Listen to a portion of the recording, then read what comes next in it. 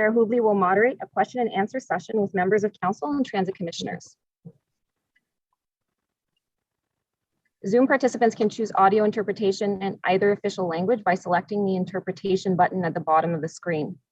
Les participants peuvent choisir d'entendre les discussions d'après leur langage de préférence en sélectionnant l'option interprétation au bas de l'écran.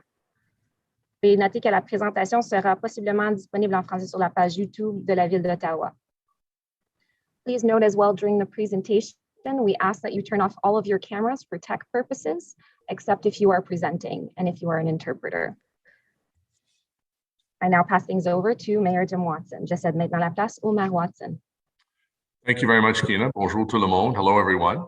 And thank you for joining us today for this important progress update from the city manager and the independent safety experts he has retained to oversee the safe relaunch of LRT.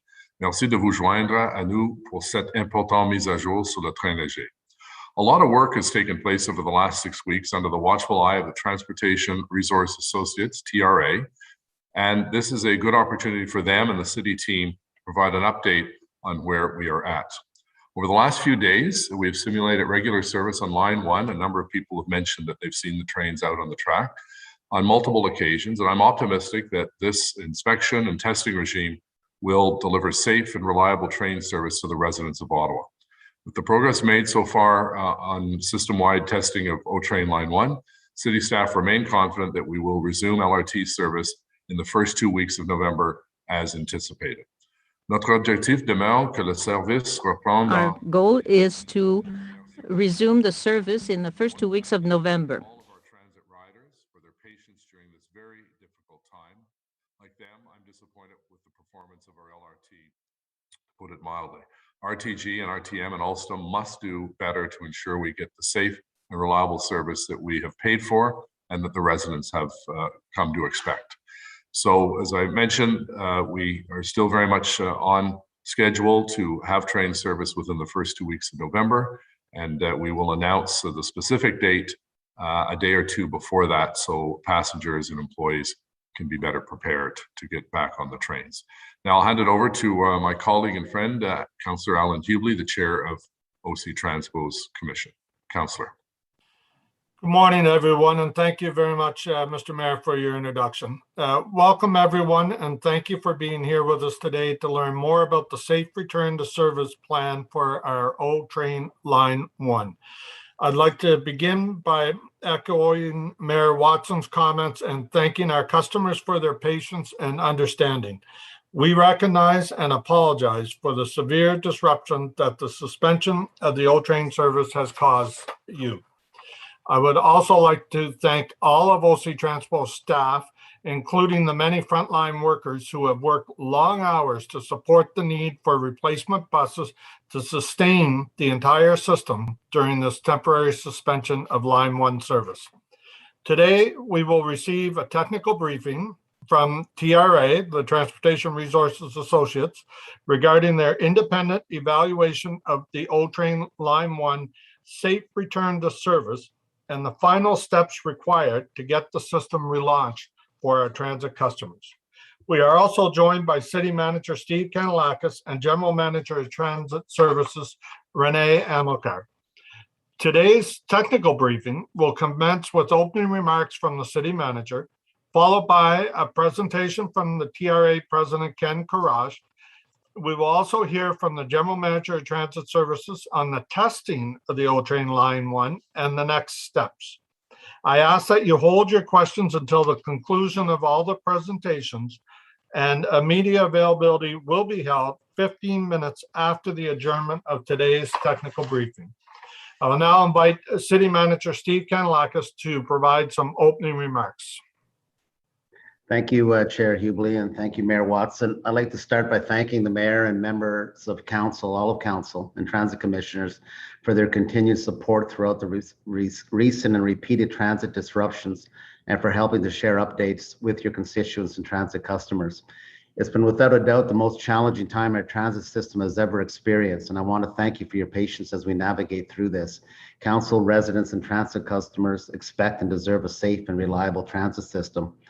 As members of Council and Transit Commission are well aware, on Friday, October 1st, I hired Transportation Resource Associates, TRA, which is a Philadelphia-based firm with over 30 years of North American rail safety experience, to conduct an independent review of Rideau Transit Group's return to service plan.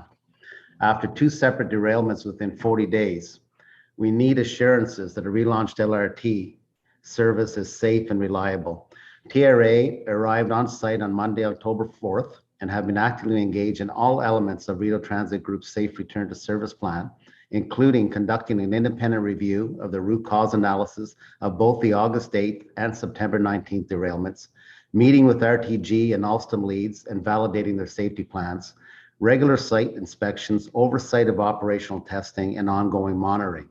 TRA's independent rail safety review involves multiple phases, and they will continue to monitor RTG's work until the system returns to full service. Today, TRA will provide you with a comprehensive and detailed overview of their work, their findings, and recommendations to date. As you will hear more about today, TRA has evaluated the quality of the investigations and root cause analysis of the 2 derailments, and you'll hear from TRA their findings are consistent with those of the Transportation Safety Board of Canada. TRA has also assessed the validity of RTD's short and long-term corrective action plans and actions, and that they have assessed whether RTG's plans fulfill the city's requirements for a safe resumption of service. TRA has also analyzed RTG's proposed corrective actions and the deficiencies they are addressing. They've examined the comprehensiveness of RTG's corrective action plan, and they've independently observed and evaluated the implementation of RTG's corrective actions. As you know, based on RTG's work plan and TRA's ongoing assessment, O-Train Line 1 full system-wide testing began on Tuesday, November 2nd, and end-to-end service testing began yesterday. This allows TRA, RTG, and the city to confirm that all the repairs on the train, the track, and infrastructure meet the quality standards required for the safe and consistent operations of the LRT system. Testing is an integral component of the process for a safe return to service plan. TRA has made successful testing a prerequisite for the recommendation to return to service. As expected for a fleet that's been grounded for over 7 weeks, some issues were identified with some of the trains over the past several days. This is normal and the whole point of the testing period. With all the work to date, it was important to bring you up to speed on the return to service plan in progress. We're still targeting a relaunch of partial service in mid-November. Once the testing period is successful and complete, TRA will advise the city on the completeness and appropriateness of actions undertaken and any changes in practice needed to ensure a safe return to service. Once end-to-end testing is complete, TRA will recommend to the city when it is safe to relaunch. The city will only accept a return to service once we have assurances that all the terms of due diligence have been satisfied. We will continue to provide the mayor, members of council, and transit commissioners with frequent and regular updates as we've been doing. Work towards full service also continues. TRA will remain engaged throughout the full return to service process, and regular updates will continue to be provided as they become available. As I've already stated, the city will not accept an O-Train Line 1 return to service until the terms of due diligence have been satisfied. We expect and need a safe and reliable transit system. And we will continue to hold Rideau Transit Group and their partners, ACS Infrastructure Canada, S&C Lavalin, and Ellis Don, and their subcontractor Alstom accountable. We need and expect a dependable transit system. Sam Barata, the Rail Monitor and Compliance Officer, also remains fully engaged in the LRT service resumption activities. TSB continues their independent review, and we will continue to provide you with updates as their investigation progresses, as we did via memo yesterday. Today's technical briefing will give members of council and transit commissioners the opportunity to ask questions of staff and TRA regarding the safe return to the service plan. I'd like to close by taking a moment to recognize and thank Renée Amilcar, our new General Manager of Transit Services, for her leadership in this file. This isn't exactly how most leaders enter an organization. We kind of skipped the honeymoon period. She entered in the period of a significant event, and I'm very pleased with how she's jumped into this file and showing leadership, guiding this forward. I would like to thank OC Transpo staff for working around the clock with RTG and other partners in providing support to TRA to get service up and running again as soon as it's safe to do so. And I'd like to thank the TRA team for accepting this assignment, mobilizing in Ottawa quickly, and prioritizing this work. I have found their expertise and advice have been vital in this process. With that, I'll hand it back to you, Mr. Chair. Thank you.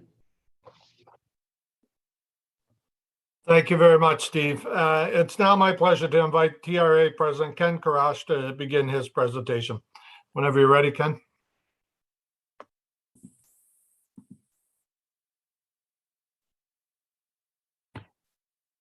I'm ready. Good morning. Bonjour. Thank you, Mayor Watson, Transit Chair Hubley, and City Manager Kanellakos. Before going through today's technical presentation, I'd like to make some introductory comments, perhaps to set the stage for today's presentation. First off, and as we mentioned in our first meeting with the Transit Commission October 20th, the independent assessment of safety in passenger rail transport is TRA's core business. We've been doing this for over 3 decades, and I've been in the rail transit business for over 45 years. TRA has a well-deserved, excellent reputation in the world of rail transit safety, and we are known for our technical expertise, transparency, and high ethical standards. Joining me today to make this presentation are my long-term colleagues, each over 20 years with TRA, Daniel Haber and Christopher Walker, both of whom are vice presidents at TRA, and both of which are acknowledged industry experts in rail transit safety, and they personally direct numerous rail safety projects. Much to the dismay of many of our existing clients, they have been both focusing almost all of their attention on Ottawa over the past 5 weeks. Dan, Chris, and I, along with the other TRA subject matter experts assisting us, are truly invested in the successful and safe resumption of O-Train Confederation Line service in this assignment. At the risk of giving away the plot of this presentation, it is our conclusion that the Confederation Line will be able to safely restart passenger service once the remaining requirements as outlined in our presentation are successfully met. We do, however, have 30 slides which summarize the facts and analysis that we have developed to support this recommendation, so I appreciate your attention. It's also critical to point out that the recommendation we are making today was not a foregone conclusion. While our mission was simple in concept, it was much more complex in actual execution. We've carefully looked at the technology, the systems, the operating practices, procedures, the maintenance standards, staffing levels, quality assurance, quality control, safety, and organizational structure. As you will hear about in great detail, we reviewed hundreds of documents, had countless meetings every day of the week, some as early as 6, some until almost nonstop until midnight or later. We've requested detailed engineering analysis, mandated revision after revision of the return to service plans until we were satisfied with their completeness. This probably hasn't been the most pleasant experience for the Confederation Line's maintenance contractors and some contractors, but it was necessary and important. Furthermore, and as the city manager mentioned, we have been asked to monitor the operation of the line once service does restart. And I want to assure you that if at any time and for any reason we believe it becomes unsafe or is no longer safe to operate, we will immediately advise the city of such. So at this point, I'd like to begin the technical presentation. Next slide, please. So let's just briefly review from the big picture our scope of work. And it's very straightforward. We were charged with independently ensuring that the Federation Line can safely return to service and all those elements that would be required in order to return the line to service. We've been asked to look at the revamped structures and processes that have been put in place and that we have independently vetted. And we are currently reviewing the implementation of those plans. And I might add stress testing, what the maintenance contractors and OC Transport are doing to make sure that in fact they're being carried out. Next slide. So in detail, what does this mean? And this is a process that we have developed, and we think that it allows us to have a thorough and comprehensive evaluation of each element that is required in order to see the big picture and to get to a conclusion relative to the safe resumption of service. The first step is to ensure that the investigations and the root cause analysis that were developed in response to the August 8th and September 19th incidents are thorough and appropriate. Next, when they've identified not just primary and contributory causes of the incidents, but that in fact they have been carefully identified and examined. We're not looking for simple answers. We're looking for all the potential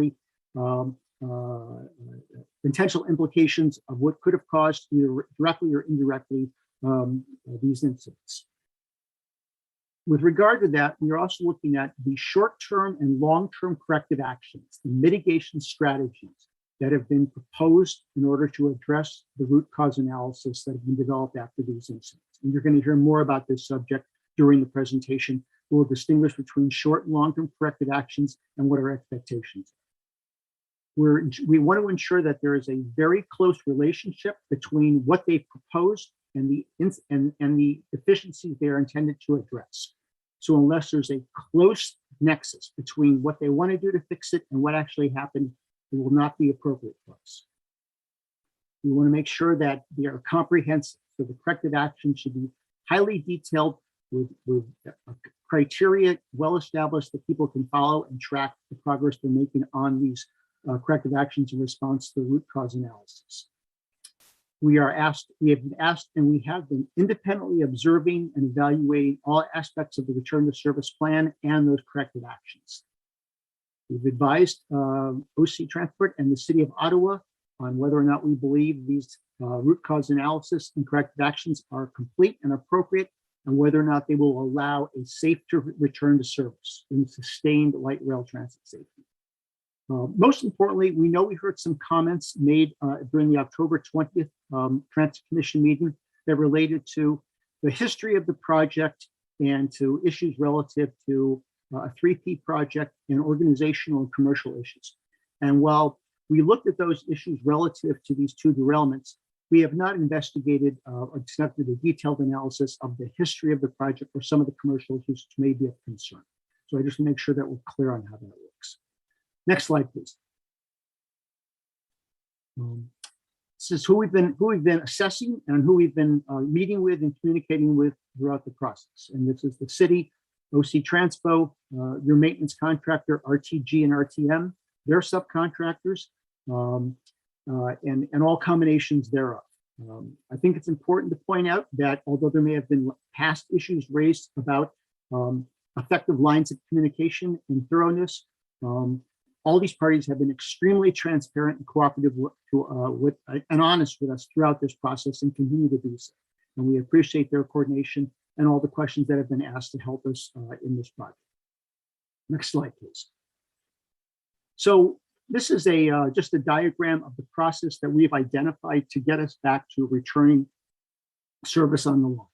And the first thing, of course, is RTG as your contractor is contractually obligated to develop a appropriate and acceptable return to service plan. They have done so. They have developed it for many, many iterations. We are now at the stage off to the left of providing the technical briefing and our recommendation based upon the conditions that still must be met. Once that is done, with our recommendation, OC Transit can approve and recommend the return to service. This goes through the city manager. We've identified the fact that this testing period is currently in process. Once that has been completed to the satisfaction of all of the parties, then the removal of the removed from safety order that had been issued to stop service can be removed, and service revenue passenger service can be resumed.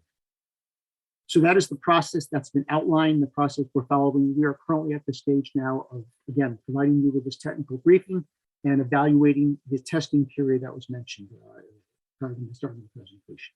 At this point, I'd like to turn over the presentation to Daniel Haber, who will take us through the incidents and the actions taken as a result of those incidents. Thank you, Dan. Great, thank you, Ken. We'll go to the next slide, please. Good morning, bonjour, and thank you for the opportunity to talk through this material here today. As Ken mentioned, I will talk through some of the specifics of the investigations that we conducted and the investigations that we audited and monitored over the last 5 weeks. First, we'll start with a summary of the August 8th derailment of LRV 19. The analysis and the investigation for that derailment clearly indicate that there was a bearing failure resulting in the wheel disconnecting from the axle, as you can see in the picture here, and then subsequently causing the derailment. The root cause analysis provides information and provides appropriate mitigations, as Ken mentioned, to allow service to resume. And we'll talk through those mitigations in just a moment. That analysis also clearly implicates motor bogies, bogies that have motors and gearboxes. We'll talk about that in a moment as well as motor bogies that have higher kilometrage.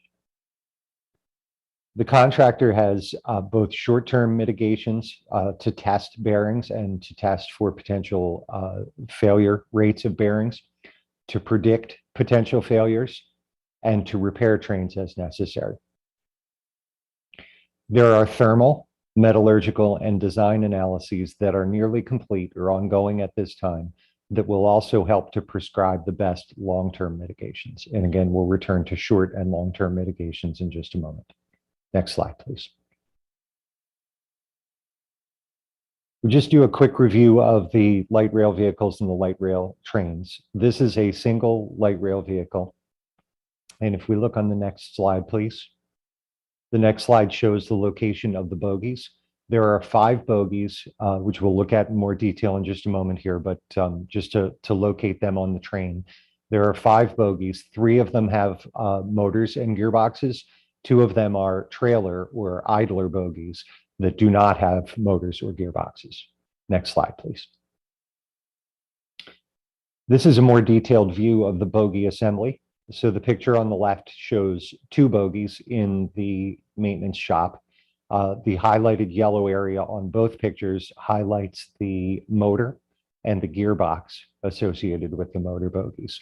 And you get a slightly closer view of that on the right-hand side. And again, for overview, each train has 5 bogies, 3 motor bogies, and 2 non-motor bogies.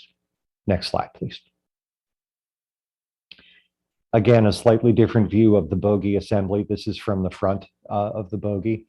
And as you can see in the highlighted areas here, we've highlighted the 2 wheels that travel on the axle of the bogie.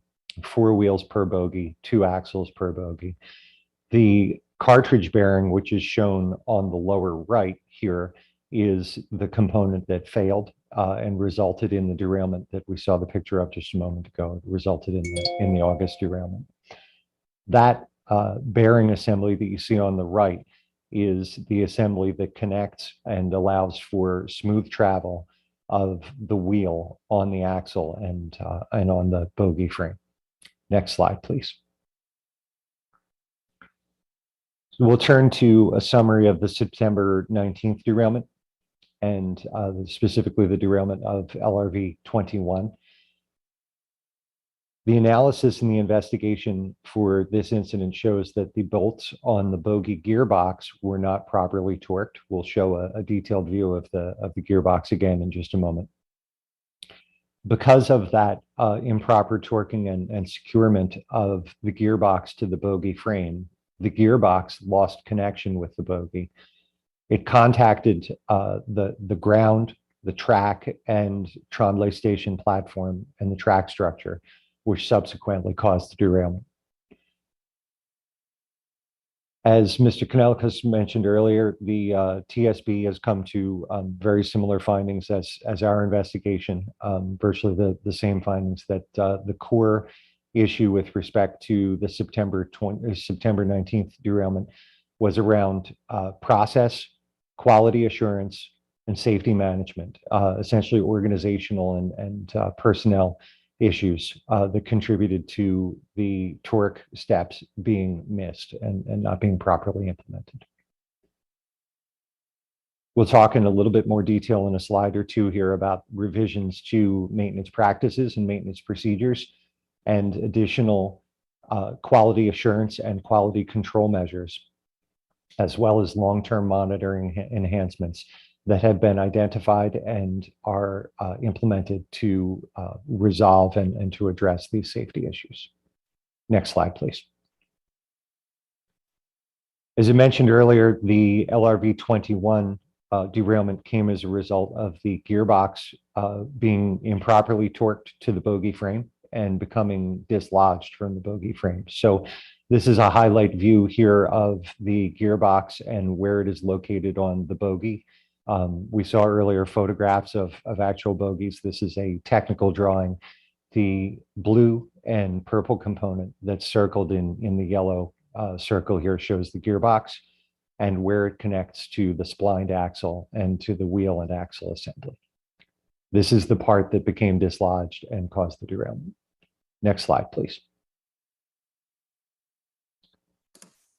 I'm going to turn the presentation over to Christopher Waldron for just a moment to talk about some of the important safety issues that connect the technical issues and the corrective actions and conclusions and investigation. Good morning, everybody. Bonjour tout le monde. As Dan mentioned, and thank you, Dan, I'll be talking about the technical issues and safety framework and a little bit more about safety management systems and some of the work that our team has performed. First, I'd like to note that the Safe Return to Service has focused both on these technical issues, as Dan has been discussing, and the overall safety management and oversight of O-train performance. What we look for is that there are several layers of safety programs, monitoring, and oversight in place. And we have been evaluating how effective those programs are and what else needs to be developed in order to assure the highest level of safety practicable. The safety framework must be robust enough to address both these two derailments and the technical issues, as well as day-to-day safety decisions. And that's an important point that I wish to underscore. These two issues that we are here for in analyzing, these two derailments, speak to bigger possible challenges that the organization faces. And that's where we are looking at how those programs that provide for day-to-day maintenance, day-to-day reliability, and the safety that they ensure, that those programs are robust enough and strong enough to continue on into the future to assure us that this will not reoccur and that the likelihood of all of those types of things will not reoccur. We have been working with all of the parties mentioned previously to determine that their programs are coordinated and addressing the issues that we see. Next slide, please. This all boils down to a safety management system framework. And so you might ask, what is SMS? SMS is really the industry standard for public transport, for various modes of transportation in other industries, as well as industries outside of transportation. We have this in railway management, both in the US and in Canada, and in public transportation rail systems in the US and Canada. SMS is based on 4 core pillars. You build your programs. First, on having a safety policy and objectives that boil down to having accountable executives and accountable management that understands the importance of safety and supporting it with all of the right resources. Critical to it is risk management, and that's really looking at the probability and the severity of hazards that exist in your system. They need to be evaluated at the start of a project and then throughout the operation of the service. So all throughout the operation of the rail system, we need to be looking at what types of hazards are out there, which new ones are introduced, and how likely are severe events to happen, and what do we do to mitigate them. There need to be appropriate programs in place to mitigate those hazards, and that really speaks to the third pillar, which is safety assurance. Those are formal programs you have in place to maintain and operate the system safely, and they are also programs to investigate incidents as they occur and learn lessons from those, and to finally tie into the safety awareness that you provide for your employees as well as the public. But safety awareness really ties into training for employees, giving them the appropriate tools to understand safety and understand how they fit into the bigger safety picture and how they can speak up and contribute to that safety picture. When an SMS is well organized, it functions as a comprehensive risk-based approach to safety, and it's demonstrated through the results of a safe and reliable system. It's applicable to all levels of safety, including operations, maintenance, risk assessments, and of course, this return to service process.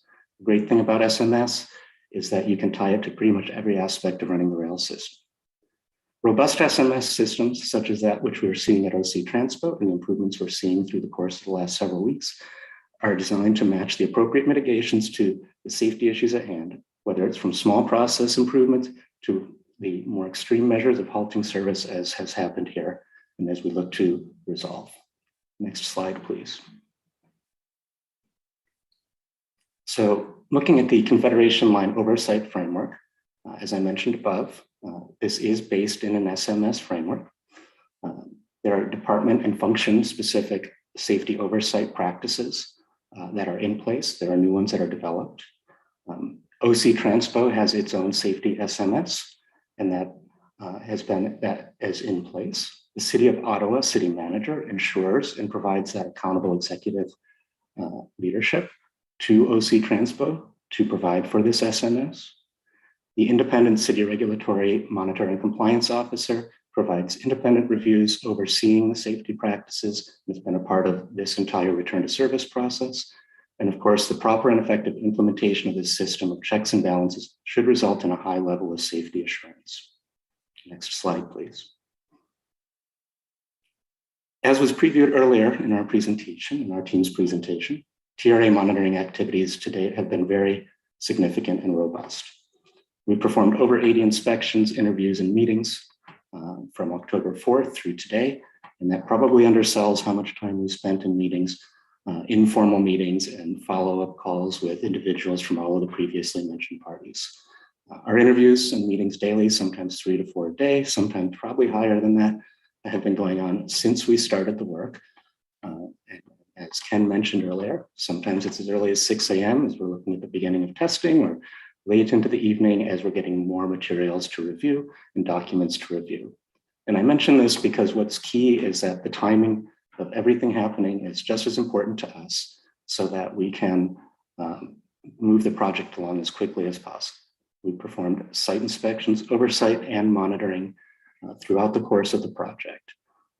Documentation, records, investigation reports, and analyses assessments include over 200 different documents, operating plans, maintenance plans, corrective action plans, and things of that sort that we have reviewed. And finally, the assessment of contractor resource and personnel on site at the MSF and as part of the return to service plan. That last point, and what I want to really explain about that, is that we have looked at the people who are assigned to perform all of the work. We've looked at the resources that have been allocated since we've been brought on board to further enhance and support the additional QA, QC, quality assurance, and quality control processes, that they are adequate and that they will support the new processes developed in the return to service plan. And the next slide, please. This just gives you a bit of a snapshot of some of the key meetings and core interviews that we performed. Obviously, I don't expect everybody to read the small font there, but it does show you that we've been actively involved every day throughout the course of the project, and not just TRA, but of course that all of the parties, RTG, RTM, OC Transpo, City of Ottawa, have all been meeting on a very regular basis to put together an appropriate safe return to service plan. And I will pass that back to Dan. Thank you very much. Thank you, Chris. And we'll take the next slide, please. Excuse me. So returning to the mitigations and corrective actions, and as Ken mentioned earlier, we looked very closely at the connection between the mitigations and corrective actions and the causes, root causes and contributing causes to the two derailments. And over the next couple of slides here, we will connect those specific corrective actions with the investigation results that have been identified. This is also important in that it's grounded in the safety management system that Chris just reviewed. So there are two ways to categorize the mitigations and corrective actions that we have reviewed over the last 5 weeks and really continue to review. There are short-term mitigations, which are those that must be implemented prior to a return to service, prior to a safe return to service. And there are long-term mitigations, which must be implemented or will be implemented over a longer time frame. But it is important to note that even for longer-term mitigations, our team required a commitment and milestones with dates for these key long-term mitigations. So they are longer term in implementation, but we have clear timelines and clear milestones associated with those. And that was really key to ensuring safe return to service and a fulsome review of this process. Both the short-term and long-term mitigations have been vetted, approved, and continue to be monitored using the safety management system approach by the city, by OC Transpo, and independently by TRA, by our team, by Chris, Ken, and myself, and our team of engineers. Next slide, please. So over the next couple of slides, we will review specific root causes and the corrective actions and the status associated with each of those. Starting with the August derailment of train 19, the first root cause and issue that we wanted to highlight was the bearing failure and the excessive play in the bearing and the lock nut that holds the bearing in place. The first corrective action to highlight here is a short-term corrective action. This is a corrective action that's in place, has been underway, and has been checked for each train already.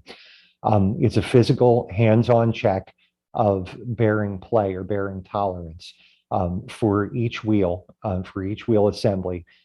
That check has been performed for all wheels on all trains that are being returned to service, and will continue to be checked every 7,500 kilometers, which turns out to be about every 2 to 3 weeks based on Confederation Line 1 service levels.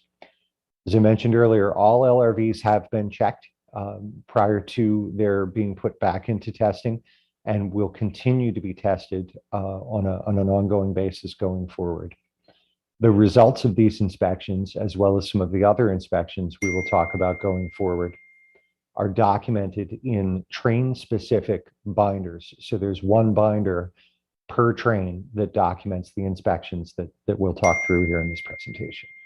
We'll take the next slide, please.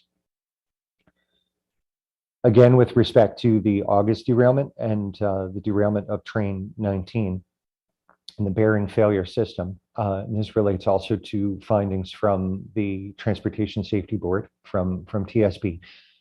As part of that bearing failure root cause, one of the issues associated with that is the lack of a bearing failure detection system. This corrective action is under active review by OC Transpo and by its contractor, and also being independently vetted and reviewed by the TRA team. RTG has committed to finalize its analysis in the coming weeks and to submit that analysis to the city and to OC Transpo for its review and approval. Next slide, please. Moving on to the September derailment of train 21. With respect to the root cause that I mentioned earlier about process failure and organizational failure in the quality and implementation of maintenance practices, and specifically of torquing practices, the corrective action has been a re-inspection by the contractor of all critical connections from the roof all the way down through the wheels of each train. As I mentioned earlier, this process is documented in train-specific binders with one inspection per train, and it has been completed for all LRVs for all trains that will re-enter service, and will be completed for each train before they re-enter service for any additional trains going forward. I should also mention as part of this that TRA has audited the binders and the documentation for each one of these inspections and reviewed the results of those inspections as well. Next slide, please. Again, with respect to the September derailment of LRV 21 and the process and quality failures that we identified earlier, there's also been a revamped and revised quality control and quality assurance process for the maintenance contractor. That has been implemented for all aspects of the critical connections check that I mentioned in the previous slide and the torque check that I mentioned previously.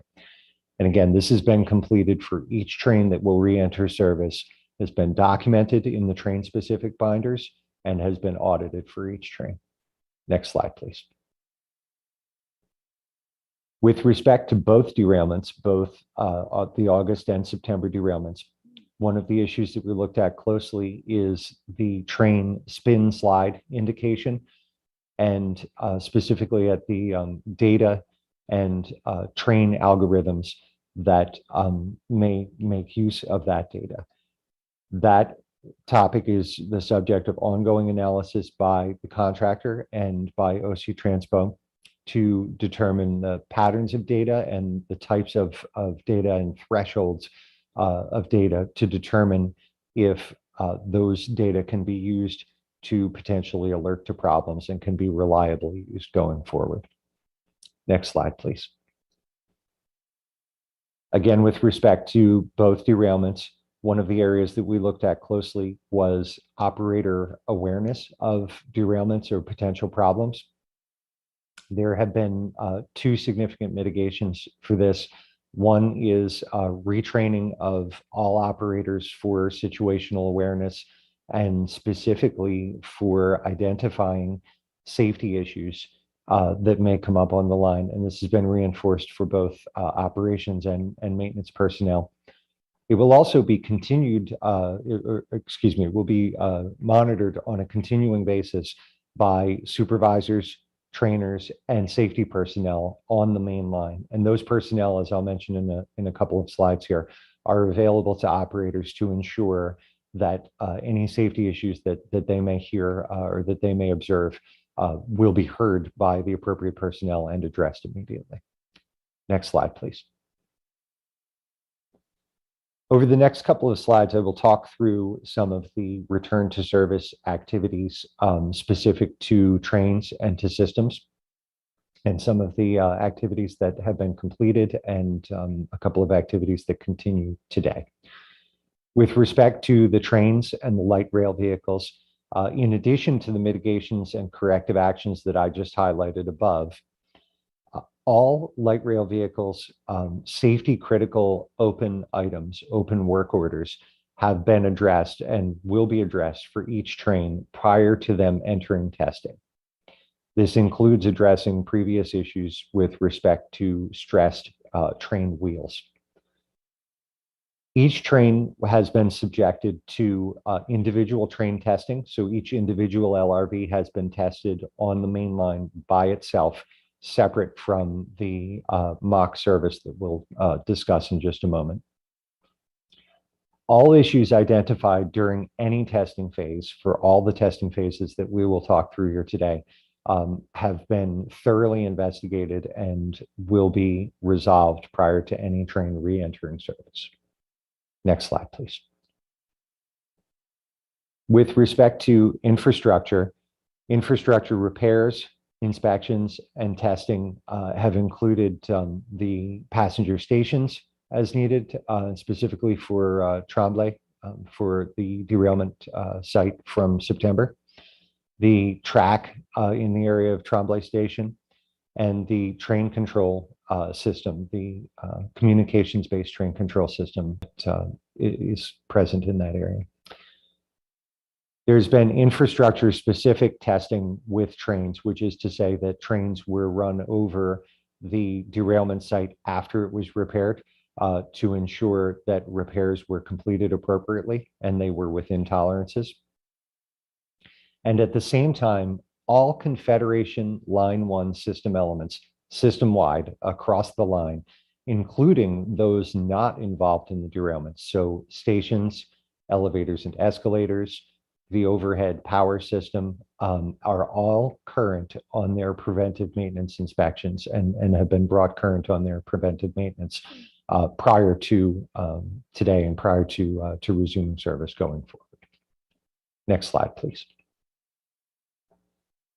Finally, on the return to service activities with respect to operators and operations personnel, all operations personnel have been refreshed and retrained on changes and updates to Confederation Line 1 operations, including such items as bulletins, new operator notices, and any changes to operating parameters. Operations personnel have also, as I mentioned earlier, have been refreshed on safety reporting systems and have been given the opportunity and the obligation really to report safety issues that they may identify. And as I mentioned earlier, have been specifically encouraged and really required to be alert and to report on any unusual or unsafe issues that they may observe with the train or with the system overall.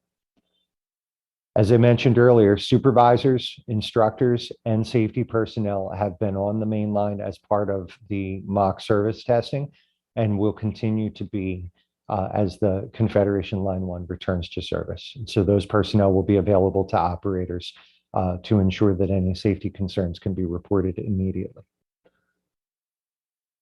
There has been a program of overall system testing. I mentioned earlier that there was infrastructure testing with vehicles. There's also train-specific testing.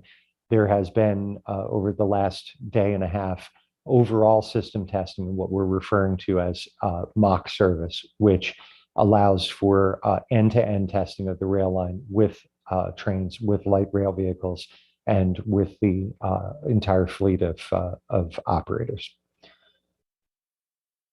TRA has conducted a detailed review of mock service performance so far and will continue to do so in the next couple of days. This is in process at this time and will continue through the end of the mock service period. Next slide, please.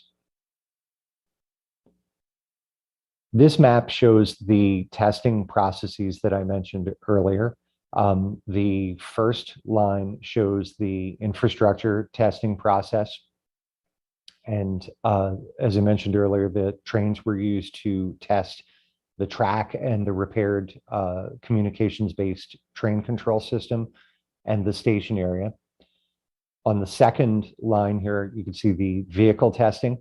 As I mentioned earlier, there's per train vehicle testing that has been conducted for each vehicle prior to its returning to service.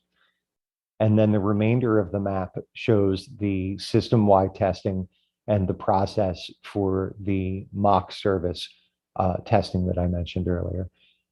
I won't read each of the boxes, but you can see that there are specific steps and specific milestones here that include vetting internally from OC Transpo, as well as independent review from TRA prior to moving on to the next testing step. Next slide, please.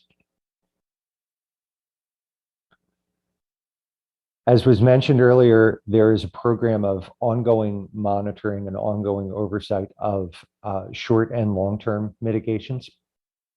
TRA has independently reviewed and observed testing and inspection of individual vehicles, of track, of the track switches, of the signaling and train control system, and we will continue to monitor maintenance and operations activities going forward, as was mentioned earlier. As I mentioned a moment ago, TRA has also been actively witnessing and monitoring mock service and will be available to review the first days of return to passenger service as well. Our team has regularly assessed and verified short-term mitigations and their status. This has been both as part of the return to service written plan and in person through on-site and hands-on inspections as well. TRA has witnessed and monitored and will continue to witness and monitor long-term mitigations and status going forward, including the milestones and dates that I mentioned earlier associated with those long-term mitigations. Once service does resume, the city and OC Transpo, including at TRA's recommendation, can potentially order Confederation Line 1 service to be suspended again for safety reasons, should any safety issues arise, as Ken mentioned earlier. Additional trains return to service will follow the same safety and monitoring protocols and processes that I mentioned earlier, up to the resumption of full service going forward. Next slide, please. With regard to the mock testing that's going on now and the current state of testing status, mock service testing has been based on established and documented criteria. They're part of the return to service plan that Ken mentioned earlier. Mock service started yesterday. As part of that process, as Mr. Kanellakos mentioned earlier, there have been some issues that have been identified with light rail vehicles. That is absolutely part of the process, and it's important to point out that LRVs have been taken out of service immediately per established procedure to address some of those maintenance items. Several of those items are under active investigation this morning from yesterday's service, both for individual and for any systemic issues. Those LRVs and those trains will not re-enter service until those issues are resolved, consistent with OC Transpo policy and with past procedure and practice. Mock service will continue until safety and reliability are assured, and until the criteria that I mentioned earlier are met. And TRA will continue to independently verify the successful completion of the mock service testing period prior to revenue service beginning and prior to passengers re-entering the system and passenger service continuing. Next slide, please. So the culmination of this presentation, this discussion then is the determination of when it is safe to have the Confederation Line 1 resume service. Contingent on the safe and reliable completion of the mock service testing that I mentioned earlier, which is currently in progress, contingent on finalizing our documentation review, which at this point the return to service plan has been reviewed and vetted and informally approved, will be formally submitted in its current form. This step is largely complete. Contingent also on the demonstrated allocation of appropriate and additional qualified personnel resources by RTG and by its contractors to ensure that these safety mitigations can be maintained going forward. Contingent on RTG's commitments to the long-term solutions and the milestones that I mentioned earlier associated with those long-term mitigations. And finally, contingent, on bolstered and ongoing and increased monitoring, including by the maintenance contractor, by RTG, by OC Transpo, by the city, and through independent monitoring from our team. When all of these items have been fulfilled, then TRA will concur and will recommend to the city manager that Confederation Line 1 can safely return to service. That's the end of our presentation. Thank you very much.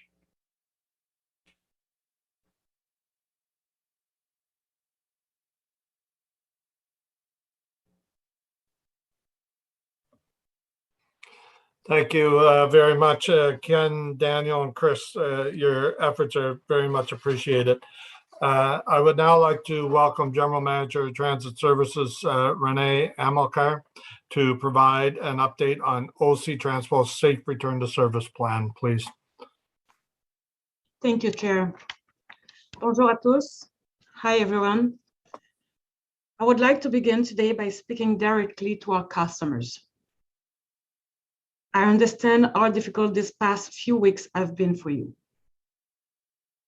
This service disruption has caused our customers to be late to work, miss important appointments, and wait longer than required for the bus to come. For the significant inconvenience that this latest derailment has caused, I truly apologize. J'aimerais commencer en m'adressant directement à nos usagers. I would like to talk directly to our end users, our riderships. I understand that these past weeks have been very difficult for you. This service disruption has caused our customer to be late to work and missed important appointments and wait longer than required for the bus to come.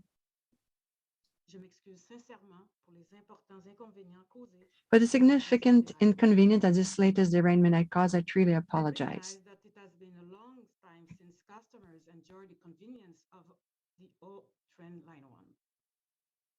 I want to know that your safety has been and remains our top priority. L'évaluation indépendante et la surveillance de The independent realization and the control that by TRA will make sure that all the measures will be put in place on the long term and short term. To ensure we continue to restore, strengthen, and stabilize service on O Train Line 1, and ensure that the safety management system is fully integrated into the daily maintenance operations. I would like to thank my team who have been seen working non-stop 7 days a week since I arrived in Ottawa. Your collaboration with TRA and our partners is essential to returning service to O Train Line 1. Merci à tous pour votre temps aujourd'hui. Thank you so much for your time today. I would like to give the floor to the President of the Transit Commission I will give the floor for the conclusion today. Thank you. Thank you, Renee, very much for your comments. We'll now invite councillors and transit commissioners who have questions to raise their hands in order to ensure all participants have an opportunity to ask questions. We will take one question per person in sequential order. Should you have further questions, please raise your hand again and you will return to the back of the queue and we will ensure all questions are addressed. So, and Kina will moderate this portion.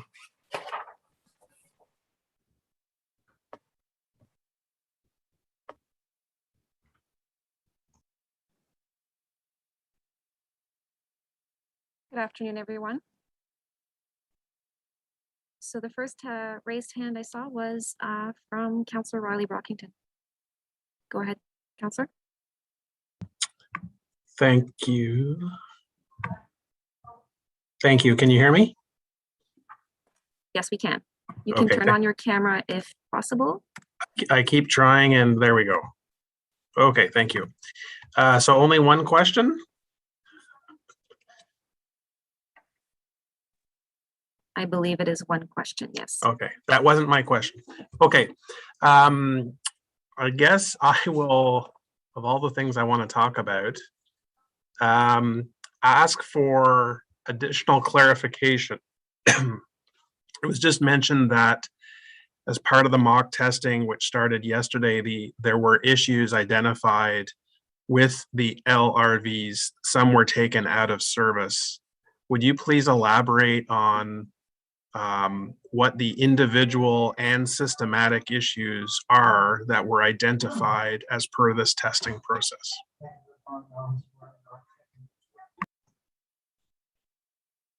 May I, Chair?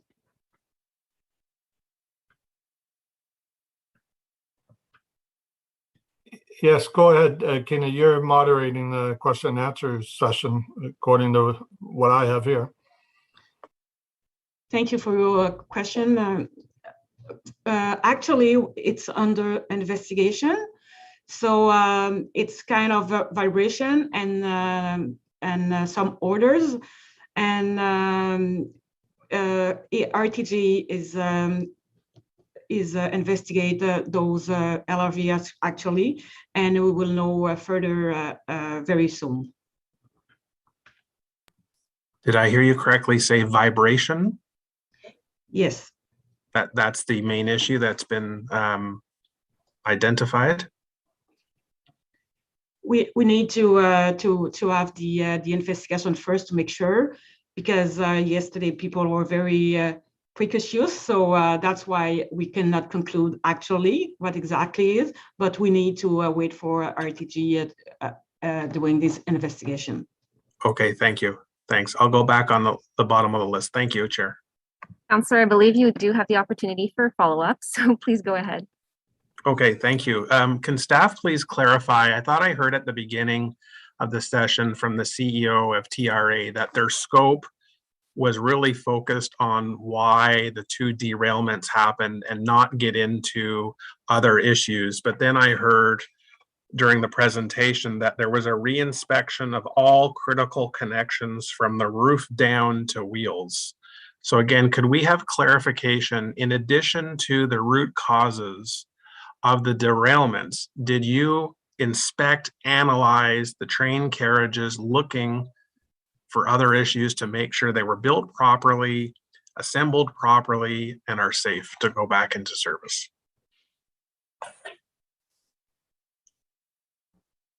Mr. Chair, can I offer an answer to that? Sure, go ahead, Dan. Thank you.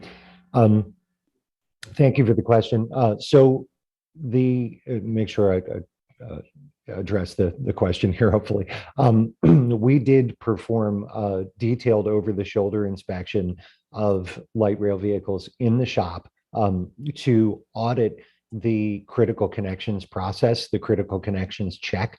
And so we did that from 3 aspects. One was to actually physically see the connections ourselves, to see the process and to see how they were checked. The second was to ensure that that followed the established and documented process. And I should mention that process was reviewed and vetted by our team prior to its implementation. And the third aspect of that was to ensure the quality process in the shop, which is the contractor's own internal oversight to make sure that technicians are checking torque, documenting that properly. So hopefully answering the question, while our scope was focused on the derailments in particular, and there's specific pieces of hardware that were associated with those, our concern was also to have a systemic program-wide approach to ensuring that there would not be issues with torque, with tightness of fasteners, or with workmanship on any part of the rail vehicle. Okay, and my last question for now, and then I'll yield the floor, is just with respect to the root cause of the September 19th derailment. You talked about, the bolts not being properly torqued, the gearbox being dislodged. You identified process, quality assurance, safety management. Did you take, not only examine this particular issue, but did you look at the processes used in the maintenance shop for other processes to make sure that this problem is not going to be replicated or duplicated for other processes? It's one thing to identify this root cause, but again, I want to make sure we have a clean process throughout the whole shop, the whole system. If I could, I'll try to answer that one as well. The quick answer is yes, in 2 forms. One, again, was that critical connections check was vetted from a process standpoint, and again audited over the shoulder during the technician's implementation of that process, the quality oversight of it by the contractor, and our own independent review of both the vehicles and the completed documentation for that.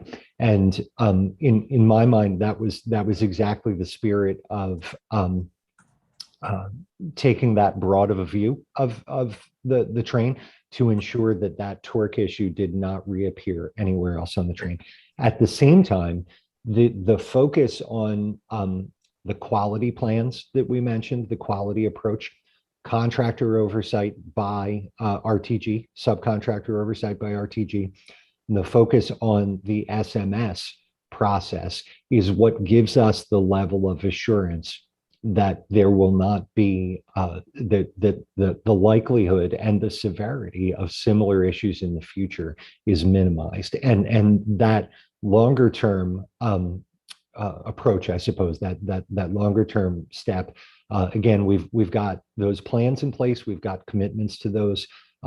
We've seen them start to be implemented, but they are also the subject of ongoing monitoring going forward. So the idea is to not drop the ball on those. The idea is to be able to monitor and audit those processes going forward. All right. Thank you very much. Thank you. Thank you. Thank you, Councillor Brockington. We will now be going to Councillor Minard. Thank you very much. Thank you for the presentation today. It's appreciated. This update is appreciated. My first question was similar to Councillor Brockington's, is around the specific problem issues you have been identifying during the mock service, which we saw yesterday. I think it'd be important for councillors to hear about those as soon as possible. So when we're seeing that information become available, when it becomes known, it should be distributed to councillors and transit commissioners, so we're aware of what those problems have been identified as.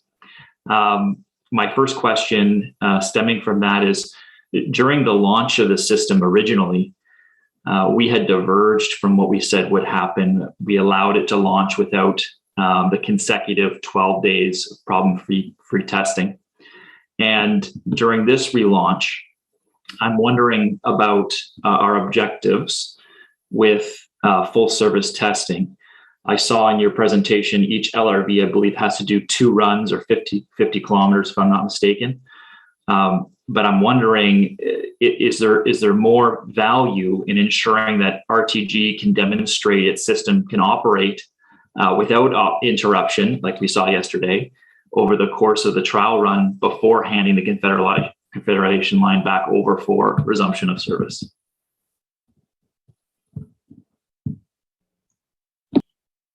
So if I could, I'd like to start this one, and Chris, if you don't mind, I'd like to maybe get your input on the SMS and review the overall review of these processes as well.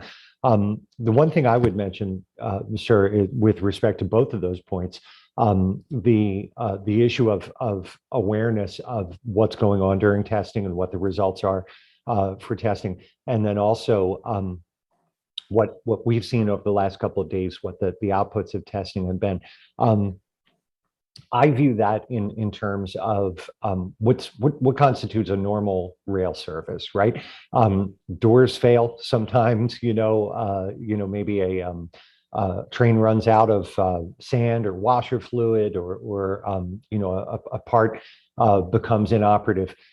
The interest that we have is that there are systems in place to detect those things and to deal with them appropriately. And in thinking about them in terms of like a sort of a graphical distribution, the 2 derailments, should be outside of the normal, right? So our efforts have been focused, and this is the part Chris has spent a lot of time with, so I'll turn this over to you, Chris, but our efforts have been focused on getting Confederation Line 1 back within the normal distribution of the day-to-day activities that any rail line could expect to see, and we look to see that those are dealt with appropriately in a systemic and safety focused way.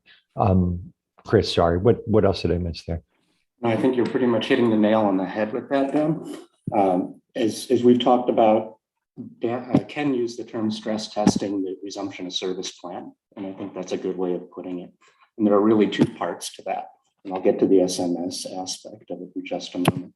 The first part was that 2 runs of the trains. So with those 2 runs of the trains, what we really wanted to see was that they could perform and not encounter any significant service failures. So we were watching that take place. That took place. That gave us the assurance to move into the next phase of testing, which was the mock service. And the mock service was literally that. It was the same service that would be put out there if passengers were getting on the trains. and you had the 7 trains out and you had the availability of a spare. And we watched that as it happened. And then as issues came up in that, our expectation as part of that return to service plan, and this is really through the SMS, is that all those different parties involved, we're going to respond to those issues immediately and then take action based on that. So if you have a service failure, was the reaction quick? Was it appropriate? Was the reporting internally? Your first point about reporting is an important one. Was that happening to the right parties within RTG, within the subcontractors, up to OC Transpo, who was responsible for dealing with those issues? And so that we're looking at those in light of the enhanced SMS protocols in place to see that all the people who need to be involved are involved with responding to the issues, because as Dan said, issues will come up. We want those to be the minor ones, and that's how we see it through the SMS, is that your probability and severity is low. And so that's what we're looking at right now through the mock service, to see that that's pushed down to that lowest practicable level, and that the processes that have been enhanced are being put into place to deal with issues as they come up, so that there's not slow response time or the wrong people dealing with it or things of that sort. Thank you for that. Yeah, I just don't want to launch again with continuing issues like we saw in the original launch. My follow-up question, and then I may not get back on the list. This might be my last one, but my follow-up question to this is around some of the preventative maintenance that you've talked about versus the actual infrastructure that's in place. So my concern is we've seen wheel flats occurring much earlier than you normally see on a line such as this. And for the first derailment, we saw, or the first derailment on the actual line, not in the garages, because I believe there was 3 other major derailments within the service garage. But for the first derailment, the bearing failure and the axle burned off. And the wheel flats, of course, occurring before that, which had to be replaced. I'm wondering, how much does the complexity of the newly designed IPNM bogie from Alstom, which has never been used in Ottawa, never been used before Ottawa, contribute to maintenance issues? And we also have a low floor model. You can't crawl under to check overheated axle bearings, for example. Does this contribute to maintenance difficulties? And if you can bring in the wheel flats example as well, I'd appreciate it. Thank you for your work. I would say just quickly that in transit, in my experience, there are very few bogies or trucks that are reused from one fleet to another. Most transit vehicles are fairly unique in one regard or another. So I think that's an issue that lots of transit agencies do see. We saw it recently in DC in the US, where they took hundreds of rail vehicles out of service for an issue with the bogies that was specific to just that fleet. And part of the discussion was, where else does this exist? And the answer is nowhere. It's specific to that specific train. I think with regard to the wheel flats, I think that's the type of thing that needs to be part of the ongoing monitoring and part of the quality assurance process to both ensure that those issues are appropriately identified, that they're vetted for their impact on maintenance and on safety and on operations, and they're dealt with appropriately. And looking at issues of how work orders are identified, how they're tracked, and how they're closed out is very much a part of what will be done going forward with ongoing monitoring, for sure. Ken, did you have anything else you wanted to put in on either of those? I did. Thank you, Dan. And can you hear me? Hello? You're breaking up a little bit there, but go ahead. Can you see me? Can you see me or hear me? Yes. Technical difficulties here.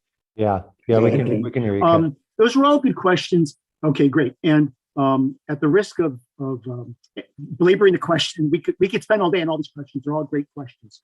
With regard to the failures of the LRVs yesterday evening, We have given basically some pretty clear direction out there that we want everyone to err on the side of caution.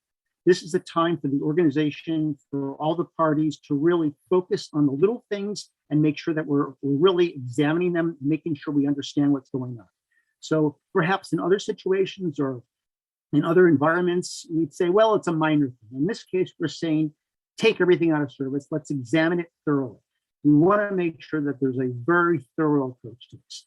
And this is based upon what you've heard, that we do have concerns about the overall quality assurance, quality control process, and the overall safety management system. So as a result, we want to make sure that they're taking all possible actions and being as aggressive as possible to these things. Some of these may come back, they're doing the investigations, and it may turn out to be very minor things. But we want to make sure that we know that they're running through the process, that they're executing on the plan, and that in fact they're not just allowing these things to occur. I don't want to speak to what was acceptable in the past or what wasn't, but at this point, if there's an issue, if there's any concern with regard to the technical operation of the vehicle, our feeling is take it out of service and let's examine it. Thank you. Thank you very much, Mr. Koresh. We'll now be going to Councillor Fleury. Moi, j'ai trois petites questions. Well, I have three minor questions, really. The first question for Ms. Amilcar.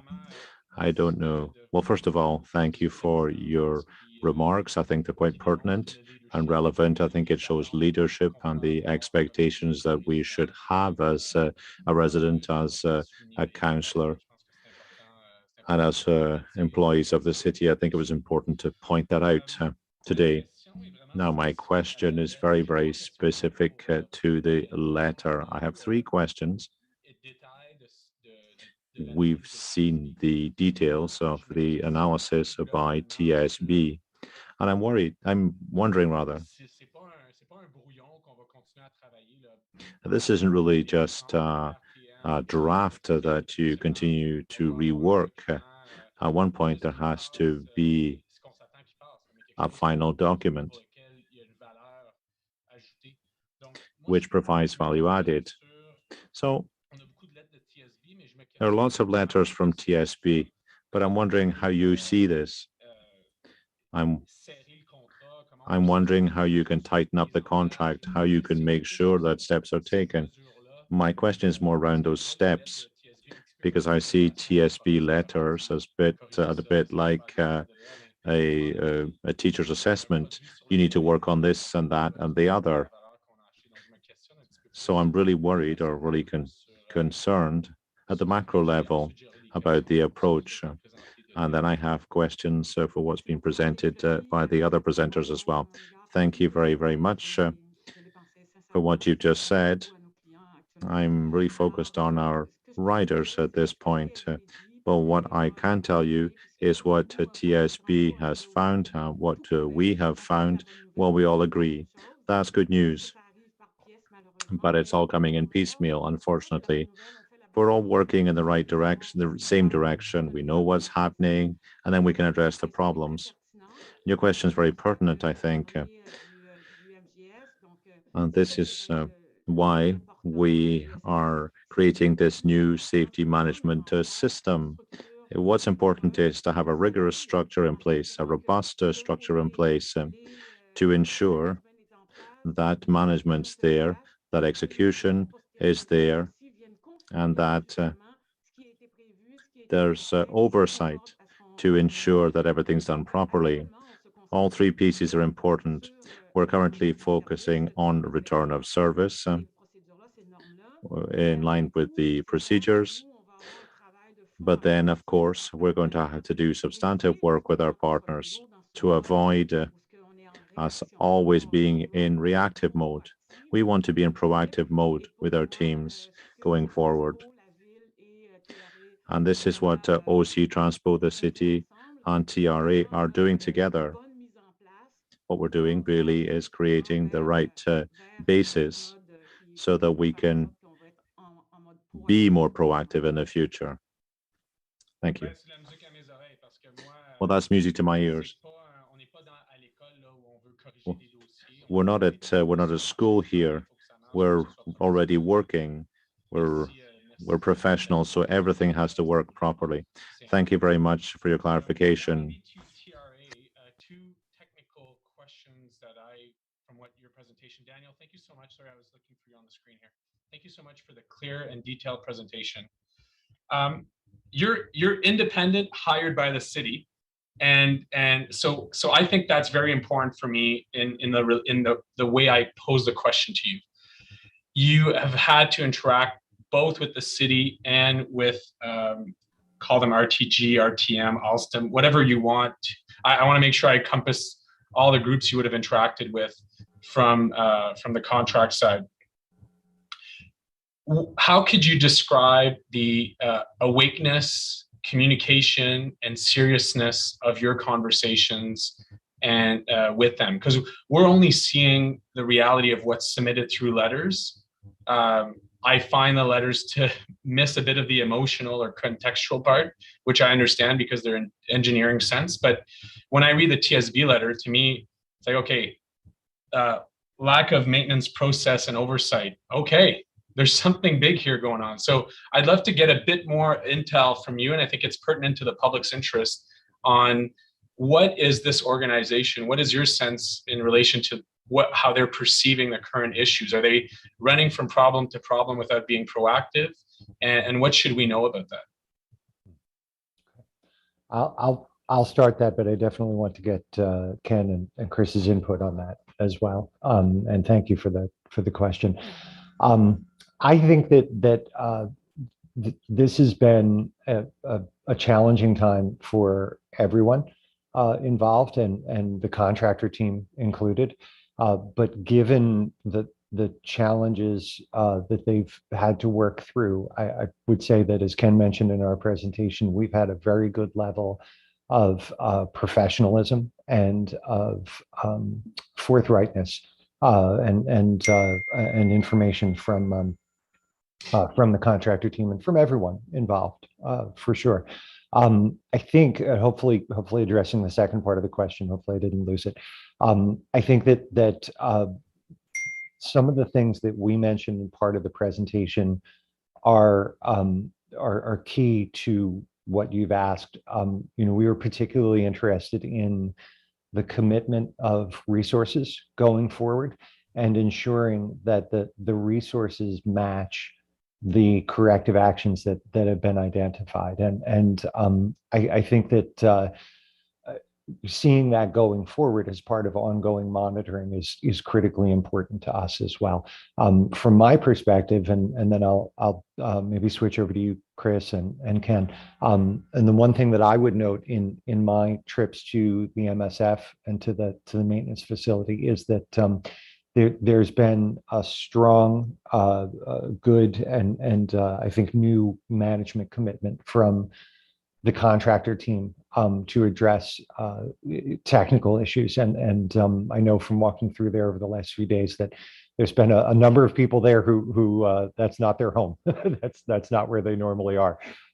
So I know that they brought in a number of resources specifically around some of those technical issues, as well as their own external experts from elsewhere in their organizations and from consultants as well. So there has been a dedication of resources there. But to be honest, it's something that we will look very closely at going forward to make sure that remains the case and it matches up with the technical and safety tasks that need to be implemented. So we pay very close attention to that. I hope that answered the question a little bit.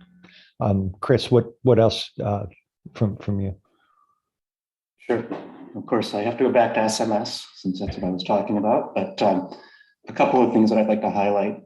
We did mention about the strong working relationship we've had since we came on site, and the openness and the willingness to share information with everything we've asked for through the meetings we've facilitated and through the meetings they've facilitated. There has been a strong collaboration there. And when issues have arisen as we've been moving forward and as we've been working to get these processes developed for return to service, there have been a lot of good debates between the parties about what that needs to be, how that fits into the big picture, and history came up through all of that as well.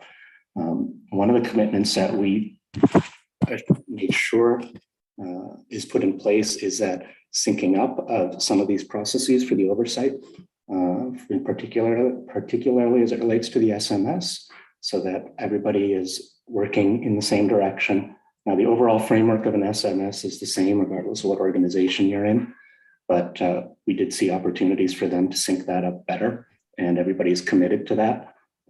Other proposed changes from the contractor groups regarding staffing, not just interim during this return to service timeline, but longer term commitments have given us that assurance that the parties are communicating well and listening to each other and working towards making those necessary improvements that will address maybe some of the past systemic issues that existed. And then my quick follow-up, and appreciate both Daniel and Christopher's response. My last question on this is in relations to oversight of if we've identified that maintenance standards are not adequate and need a significant revamp and oversight. Have you made recommendations to the city from a supervisor role / on camera / number of validation? Like, what are you, there's the contractor piece, getting back on rail, making sure it's safe. I get that piece, but from a sustainability point of view, which I think needs to be top of mind for us, what are you saying to the city? Should we not get on the ground from an, almost like a manager of checking these lists? Have these been checked? View on camera, like what are you saying to the city in relations to that oversight of maintenance quality standards? I think that the thought that comes to mind quickly for me is that as the contractors' quality processes increase, and one of the active discussions we've had is making sure that shop floor supervision, management, and maintenance management are adequate, then the existing resources that the city has, that OC Transpo has to oversee that process can be at an oversight level rather than having to dig deeper as maybe they had to in the past if the maintenance level management is not properly resourced, if that makes sense. So I think as the contractors own internal quality processes and their own internal supervisory processes fulfill their own goals, then it makes it easier for the city's existing oversight team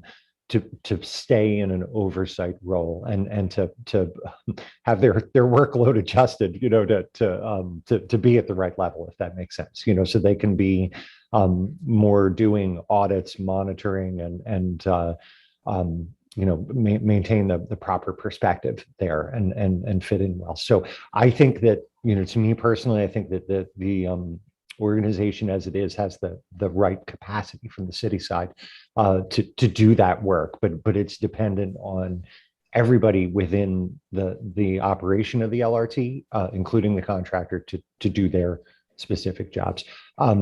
Ken, if you don't mind, one of the things you mentioned earlier was the idea that quality is a continuum, some of these things it kind of doesn't turn on a dime. Do you mind just sort of talking through that thought and anything else? Yeah, I want to sort of loop. I think you had a couple of different questions tied together, and they all sort of go to the same place, which relates to competency and quality of the work. And the first question is, do they really appreciate how serious this is? Are they focusing? Do they get it, or is this just more of what you were used to in the past? And again, I can't speak to the past. We haven't been asked to do a thorough examination of all the history that's gone on from a commercial standpoint between you and RTG, but I can tell you at this point, they get it. They know how serious the city is. They know how serious we are. They've been very upfront and honest. We've had some very uncomfortable conversations with them, to be honest. And we haven't held back when we think that there's been deficiencies, and they take it seriously. The concern that I have, I've been doing this for a very long time. We work with a lot of transit agencies that hire private contractors to either operate or maintain their system. And as you point out, this isn't like, okay, you say it's fixed, we're done, let's walk away. This is an ongoing process that goes on in perpetuity.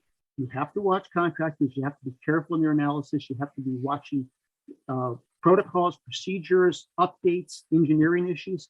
You own the system, and without regard to what the commercial issues, there might be lots of different commercial issues that go on.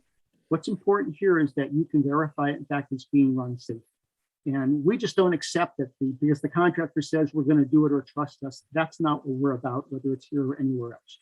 We actually want to see the validation of those things, as Dan mentions. So, you know, do I feel like they're taking this seriously, and have they been transparent with us? Yes. The question in my mind is, you know, can we sustain that? Is that sustainable going forward? Can we ensure that we start off on a new path to success moving forward? I think it's possible. I think it's going to require a lot of work and a lot of efforts. I also think there's probably issues that need to get addressed between RTG and its subcontractors relative to overall project management, project control, and operational issues. So there's lots of work for many of the parties to be engaged. This is not like we get to come in and say it's good, it's great, and we're done. It's only great for a relative short period of time, and that's only ensuring that people are doing everything they say they're going to do moving forward. I'm suspicious by nature, maybe a little pessimistic, but it's not to say that it isn't successful. Many of these organizational structures are successful long term. It just requires making sure that everybody calibrates their expectations appropriately and holding that standard. One last item, and then I'll be done beating this question to death. And that is, we know there have been a number of commercial issues between the city and RTG. And for better or for worse, not my concern. If people want to fight about money or hire lawyers and back and forth of what's required under the project agreement or not, all we're concerned about is safety and ensuring the safety of the system moving forward. So without regard to how that's all going to work out from a commercial standpoint, all good questions. We want to focus on the safety and not the commercial issues. Thank you, Ken. And Mr. Chair, I apologize. There's one element that was not responded to, and I want a clarification. Can you confirm if the city does have the right expertise, oversight, function in-house to ensure that that is sustainable? I've heard you from the contractor side. That's fine, and appreciate the, you know, Ken, your last wrap-up comments on that. But I'm hearing from what your expectation, what you're seeing. I'm not hearing from, do we have the right oversight, audit, technical expertise function to also ensure sustainability? Just a little point on that, and then I'm done, Mr. Chair. Right. And the short answer to that is you have very competent people right now in the city. I'm very impressed by them. I'd have them on my team anytime. Whether or not they have all the resources they need to carry out their duties and responsibilities, given how the contractors operated in the past and currently, is a question worth looking at. But in terms of their existing level of competency, their dedication, their enthusiasm, and their technical expertise, very strong. If anything, again, I think we need to look at, do they have enough of those things to go around to make sure that, in fact, you can adequately look at the things you want to look at on an ongoing basis. Does that answer your question? Thank you very much. Thank you, Mr. Chair and Thierry. Thank you, Councillor. We will now be going to Councillor McKenney.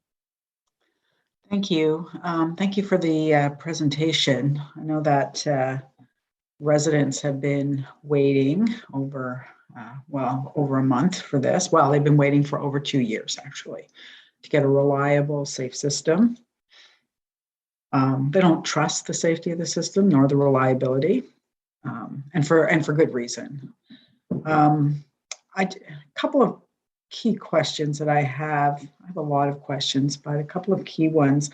You talked about there being several layers of safety programs, monitoring, and oversight in place. And then you shifted, and I'm just not sure if I got this right, but you shifted. You talked about a safety management system and what that entails and what that contributes to the overall monitoring of the system. I guess my question is, was there not already a safety management system for $5 million a month? Did we not have a safety management system in place with RTG RTM?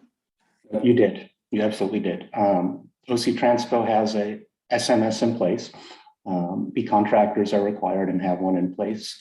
We saw areas where there were breakdowns in that, and where they needed to commit to us the changes that needed to be put in place. tied, and particularly on the contractor side, tied to the resources that can carry it out with the appropriate skill sets on the SMS that look at, and it does get to reliability because it's the performance of the systems. If they're reliable, they're going to be safe. And so we look to see where those systems weren't sufficient enough, but the underlying processes were all in place. There's the independent oversight of the city as well, the RMCO, which does its audits, which issues findings, which corrective actions get developed. But as we get to that commitment to address issues from the contract team, to meet the city's expectations and to carry all of that out, those are the areas where we needed to see some of that improvement take place, and where we need to see those SMS protocols across the parties be better linked up.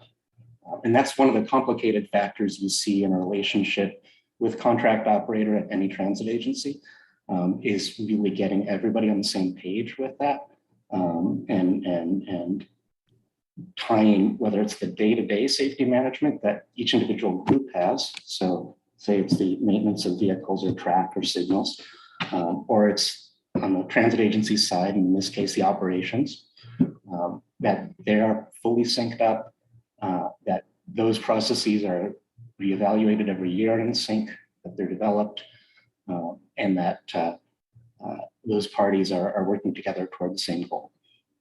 Again, these processes were in place, but there were some gaps that are being addressed now. These issues that happened in the last couple of months or several months, unfortunately highlighted where some of those gaps were, and certainly those gaps existed prior to it. But we do believe that the foundation was there. The foundation has been built up much further and supported, and that was a lot of that sunshine that shone on that in the last several months. If I could just add one item to your question, and that is, clearly without a robust and executable safety management system, a lot of bad things can happen and do happen. And transit is a high reliability organization. There's a whole science about high reliability organizations. All common carriage, aviation, nuclear power, those are all high reliability organizations. We expect as a foundational element to see a robust SMS in any of these systems that we go to, including the Confederation. I believe to their credit, and whether it's too little too late is another issue, but RTG has also realized that they need to enhance their SMS.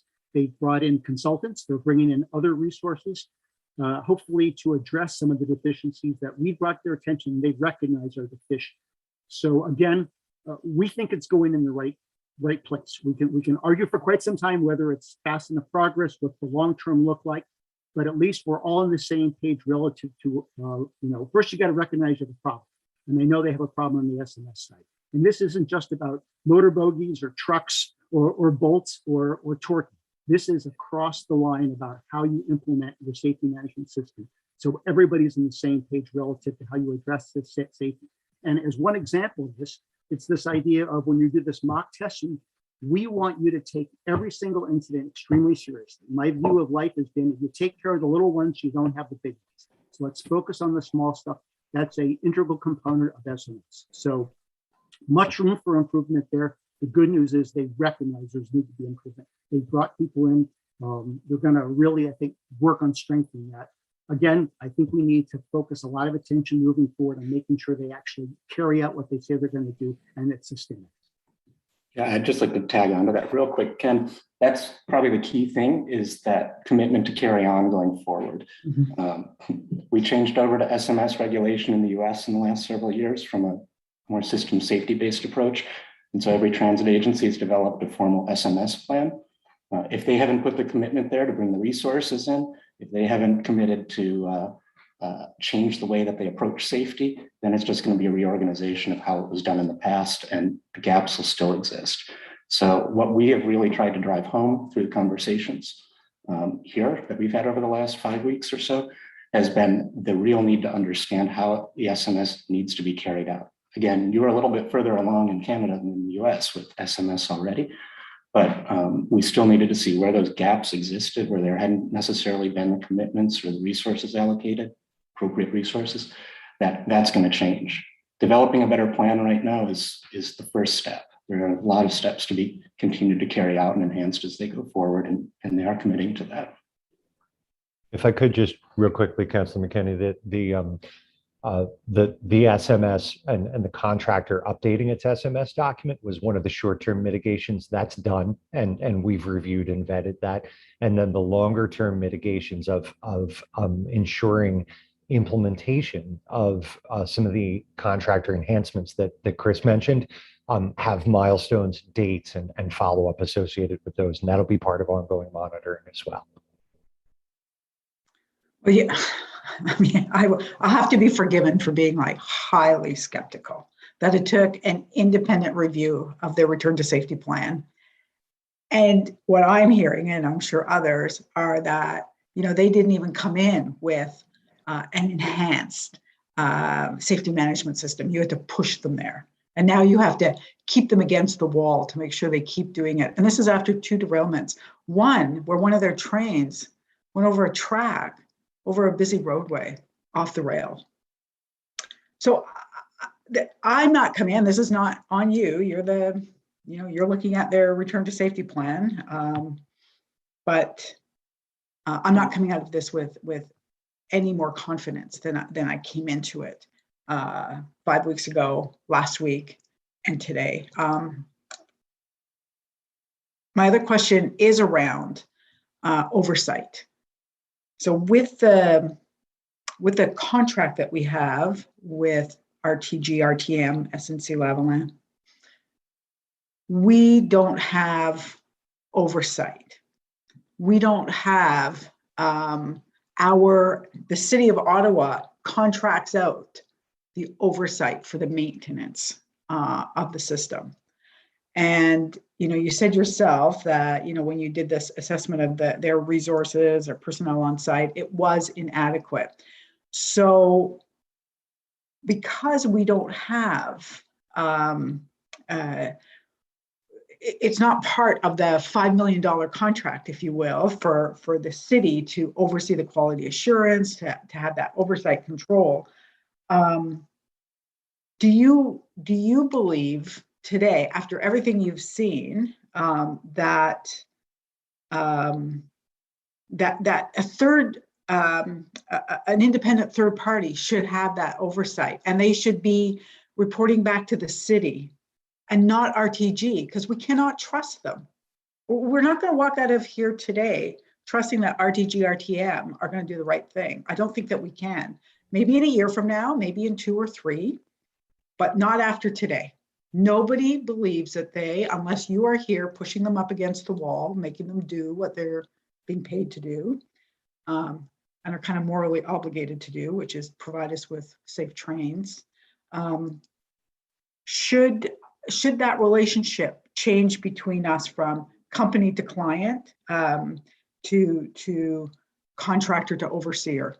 Should we have a contract where we actually oversee and where we have independent oversight on that maintenance contract and the work that they're doing that comes back to us, so that we can take issue with RTM and not wait? Because right now, from what I'm hearing, is when you leave, and you will eventually, we have to hope that they're doing what you've asked them to do with their new robust safety management system. But the only way we'll know, the public, is if and when another train goes off the rails.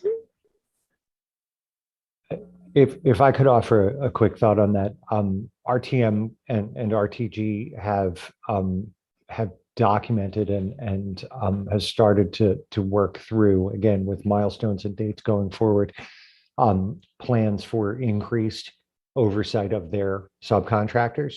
And at the same time, OC Transpo has a whole team of personnel whose jobs should be focusing. But it's not. Well understood. Okay. And if I may. But it's not, but that's not the contract, right? We have a contract, a $5 million a month contract that puts that in RTM's complete bailiwick and complete control. So I want to be really careful that we're not leaving an implication to the public or to us that, you know, OC Transpo now has some responsibility that where we don't have the expertise. I actually asked this question at a past council meeting, and we actually don't have the expertise because that's not part of the contract. It's not what we pay $5 million a month for. If it needs to be, if you believe, and I think that's what you're saying, we need the staff and the expertise here embedded in the city, then that contract's going to have to change, or the terms of the contract are going to have to change. Maybe I've misunderstood it, but we have worked with personnel from OC Transpo over the last 5 weeks whose responsibility is to oversee contract implementation and contract oversight and to ensure that RTG is doing what it's contractually required to do. And as Ken mentioned earlier, we've been impressed with their knowledge and with their dedication. And as I mentioned in answer to one of the earlier questions, I believe that as the contractor moves to better address its own internal responsibilities, then the OC Transpo personnel will have the bandwidth and the capability to perform their oversight tasks appropriately and report to council at the level that they should. And I believe that structure can be robust and work well and give that contract oversight responsibility to OC Transpo personnel who have the technical wherewithal to do it well and to focus on it. But there is a difference, and I'll just, this will be my last comment, between contract oversight and maintenance oversight, and being in the yard, on the train, under the train, where you need to be to ensure that the maintenance is being done properly. That is not what we are doing. I know that for a fact. We have contract oversight, so we can go in, tick off all the PAs. This was done. They told us this was done, but we neither have the expertise, nor do we have the staff, and nor is it embedded in the contract that we have oversight for maintenance. And I think that is key here, because it is still RTM who has complete and overall maintenance oversight, and that's where they failed us. I think it might be worthwhile to come back to that at some future session for the Transit Commission, because we've had a good experience. There's one gentleman I'm thinking of in particular who over the last several days, as trains have returned to service, has been at the MSF, an OC Transpo contract oversight person who has been at the MSF under trains, next to trains, in the shop, looking through work orders, reviewing those work orders versus project agreement requirements, and the technical and maintenance status of the trains at that time. I would say that there's a pretty good technical capability there. That's been our experience. Councillor McKinney, could I make a suggestion? That is, because you raise a question, and I at this point can't give you as definitive an answer as I might like, but I think that we could certainly have prepare a clear crosswalk between what the contractual requirements are and what legal capacity, capability, and rights the city has relative to evaluating those things that you mentioned. I believe that, in fact, you have the contractual rights to do those things. Whether they're carried out to everyone's satisfaction is a separate subject. But I think it's probably worthwhile, to your point, is to identify what those are and be clear about that, so that we can continue on the conversation and make sure that we're all talking about the same thing relative to kinds of oversight that you're referring to. Okay, I think that's a good takeaway, and I'll accept that. Thank you. And thanks for your answers. That's all, Chair. Thank you, Councillor. Kenneth, we can hear you, but it is quite faint. So if you wouldn't mind speaking up on your next turn to speak, that would be wonderful. Thank you very much. We will now be going to Councillor Deans. Thank you very much, and thank you to TRA for this briefing today and for the important work that you have been doing. I really just have one question. I mean, what I have taken away from what you said today is really it's just been shoddy maintenance that brought about the second derailment. The first derailment was the bearing failure. And when you spoke about the bearing failure, you said that it will be checked every 7,500 kilometers, or approximately 2 to 3 weeks. But I just want to remind you what the important words we heard from the Transportation Safety Board of Canada were, because they said cartridge assemblies for OLRT LRVs are located inboard of the wheels and cannot be effectively inspected visually, and roller bearing operating temperatures cannot be monitored by traditional freight car wayside hot bearing detectors. Furthermore, OLRT has no wayside or onboard system in place to monitor the operating temperature of axle roller bearings that are located inboard of the wheels. Consequently, an overheated roller bearing within the cartridge assembly can potentially fail catastrophically without being observed or detected. So, I mean, it sounds to me like you're accepting that we're going to, they're just going to go back to visual inspections, although we had a derailment caused by not being able to detect this with a visual inspection. So I'm just wondering why, when we're tasking you with, taking up the level of safety here, to return to service, to give our customers confidence that this isn't going to happen again, why we wouldn't take the wise words of the Transportation Safety Board and require an onboard detection system? Or is that beyond what you are tasked to do? Can you say we should require this before it goes back into service, or not? So I think this is one of the most important issues associated with the August derailment, and it's a very good and important question, and thank you for it. I think there's a couple of issues to get through here. One is maybe just to mention as a sort of an overall statement that there's a combination of short-term and long-term mitigations here. With respect to the TSB recommendation about wayside detection and or external bearing failure detection systems, while there are off-the-shelf solutions for that, as you just talked through, critically important. Many of those are not immediately compatible with the Confederation Line 1 trains for all the reasons that you just listed. So that part is super, super important. At the same time, one of the things that we wanted to ensure as part of this process is that there was a clear commitment to study and get near-term results this issue and figure out what type of a system would work. So to your point, the hot bearing detection, traditional freight car hot bearing detection, would probably not be optimal for this system. So then the question is, well, what can we do, right? So the discussion now is centered around the possibility of things like acoustic monitoring or whether it's onboard or wayside monitoring. There's a couple of different options there. So the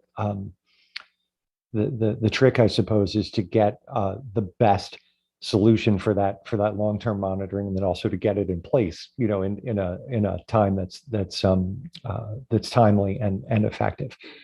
At the same time, one of the things that we talked about in great detail over the last several weeks was the 7,500 kilometer test. And I think it's important to point out that that's more than a visual test. It actually uses, we've seen this in person. It's a fairly involved process. It uses a metal pry bar. So the train is jacked up. There's a metal pry bar and a very accurate measuring device, very, very accurate gauge that's used to measure the play in the wheel set, using that pry bar to attempt to move the wheel set and to check the play in the bearing. So it's not just laying eyes on the bearing, and to your point, that the bearing's hard to see behind the wheels, but it's more of a hands-on check and trying to force that clearance on the wheel and on the bearing to see whether or not the bearing is starting to fail.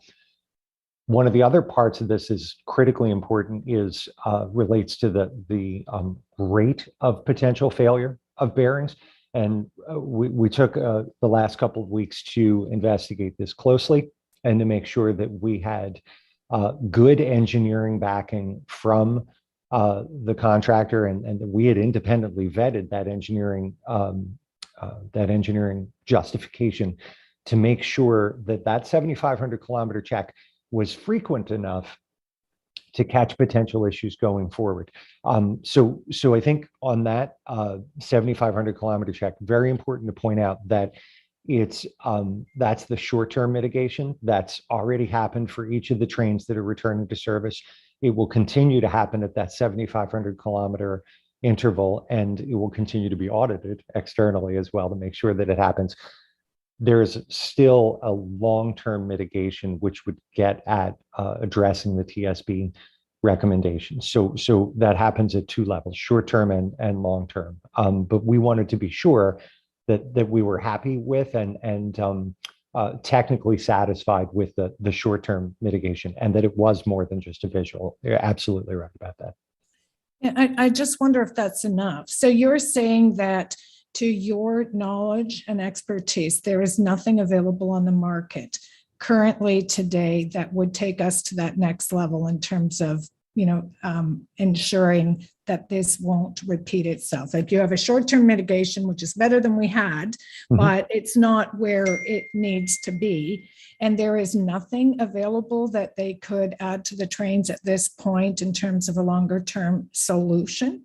I would not say that there's nothing. There are certainly products on the market that if you do a sort of a quick Google search, there's a number of bearing detection systems. There's a number of other wayside and cardboard devices that are available.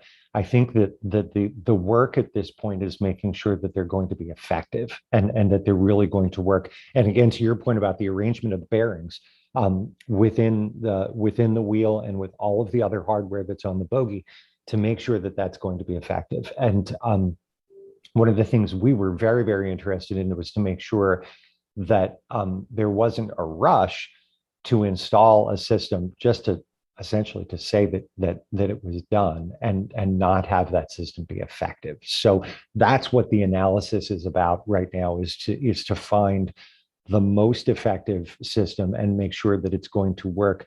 One of the other council members, I've lost track earlier, asked about the uniqueness of the bogie, to make sure that it's going to work specifically for this bogie and that it's going to be effective. That's really the key. So it's not that there's nothing available, it's making sure that it's going to work.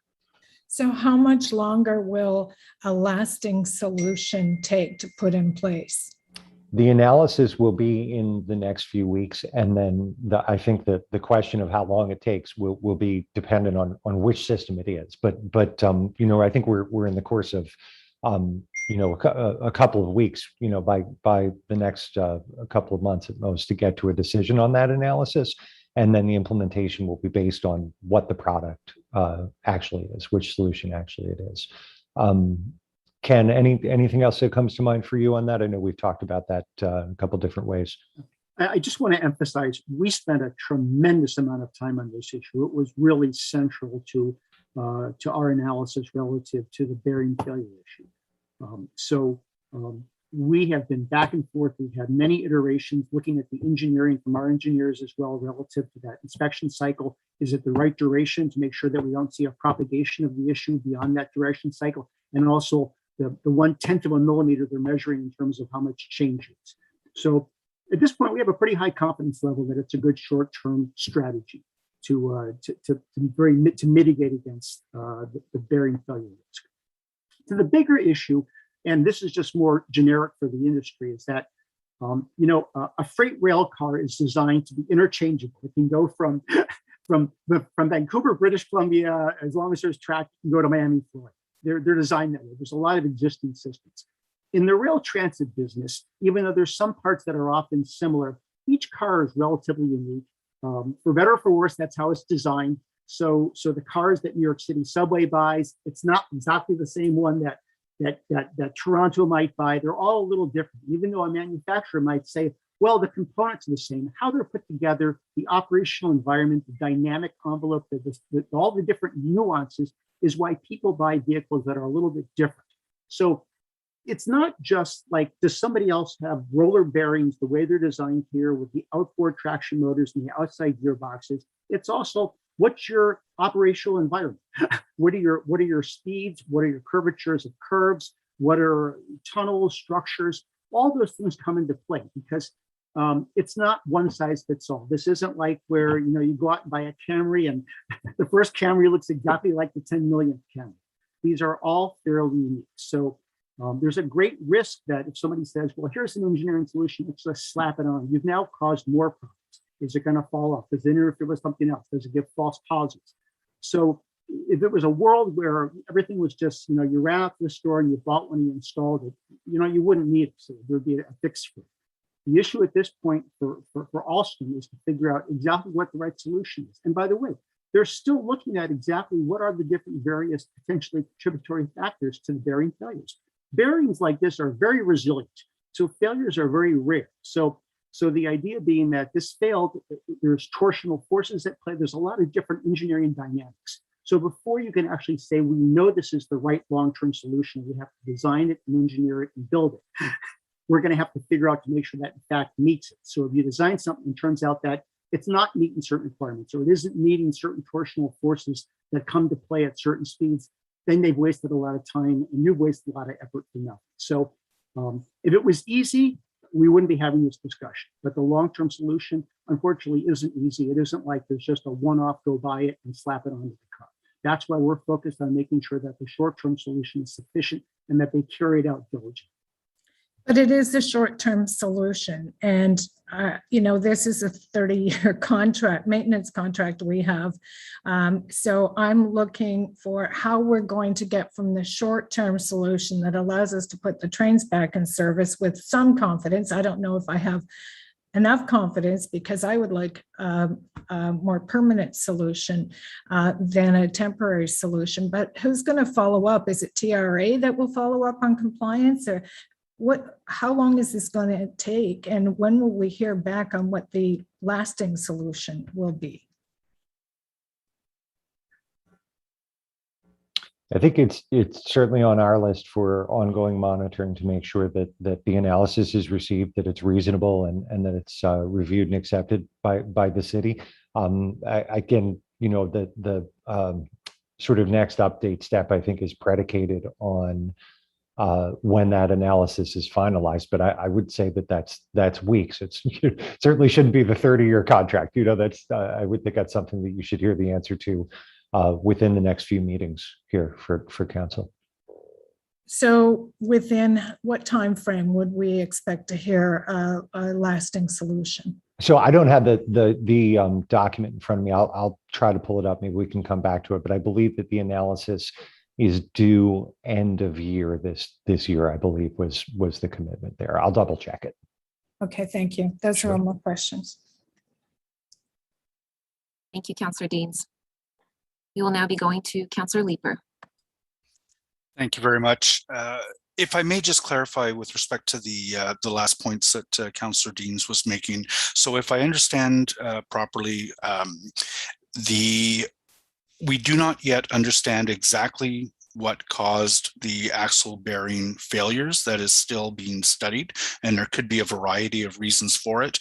But if we inspect them with a test that you consider is adequate every 7,500 kilometers, you are confident that we will catch failures before you will catch bearings that are in the process of failing before it leads to derailments. Is that a fair assessment? I think that's a fair assessment. Yes. Okay. Yeah. Because my other question does have to do with, are the trains safe to put back into service for the time being? And so I think that's a clear explanation related to the axle bearing failure. The other one that I'm really concerned about, and I think we spoke about this at a recent update, was the systems on the train that are available to indicate derailment. I think a number of us were surprised that the only reason the train stopped in the September incident was because it lost communications as a result of being derailed and taking out the comms infrastructure. The presentation that you've just made indicates that that is still something that is under discussion. I'm concerned that if we don't have, the one concrete piece that you gave us was new and enhanced situational awareness training for the operators. But I'm really concerned about putting the trains back in service if there are no systems in place that indicate the train is derailed. Can you address that? How do we know that these trains are safe to put back on the rails, and that we won't have a similar situation in which a train is derailed without additional systems on board the train to let people know it's derailed?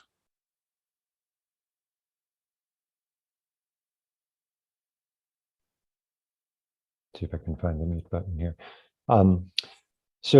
I'll definitely give again Ken and Chris an opportunity to weigh in here. But I think that from our perspective, I'm thinking the analogy that Ken mentioned about the general railway system. You know, the train that Ken mentioned going from Vancouver to Miami is, you know, trains that travel a long distance. I mean, unfortunately, it does happen that you know, the derailments and sometimes trains go kilometers on the freight side of the world without being detected. I personally don't know of a really good, reliable derailment detection system, you know, per se. Again, it's one of these things that you can do some searching for, and there are companies that sell things that you know, purport to fulfill that role. But I'm not sure that there's something really reliable and proven for that. One of the things that we did talk about, I think, is important, and Chris, maybe I'll come back to the SMS side of the world here as well, is when we talk about things like dragging equipment detectors or wayside devices that would detect a train that's not in its normal interface with the track. Certainly there are devices like that are available. The downside of that sometimes, especially for a passenger line, is sometimes you get into issues of false indications or false positives with those, which if they happen very frequently, can get into bigger risks with potential evacuations, those kinds of things. Chris, maybe you can address that a little bit better.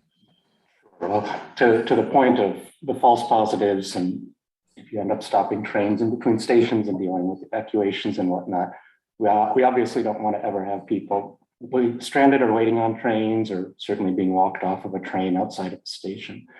But I think the bigger point to make is that derailments are very rare. And unfortunately, of course, it doesn't feel that way here with what we've gone through. And, you know, with the 2 years of operation, and these two events in particular have rightfully, you know, challenged everybody's confidence in the system and saying, why are our trains derailing? We need to stop this. When rail transit systems have had a series of derailments, other rail transit systems in North America, which has led to similar public anger and frustration, the deep dive into the root causes of those get back to the fundamentals of running the railroad not being followed appropriately. And that's where we get back to the SMS. That's where we get back to the proper maintenance practices and proper maintenance oversight, proper operations management. Because again, if a system is properly resourced and maintained, it's not going to derail. If it's properly inspected, it's just not going to derail.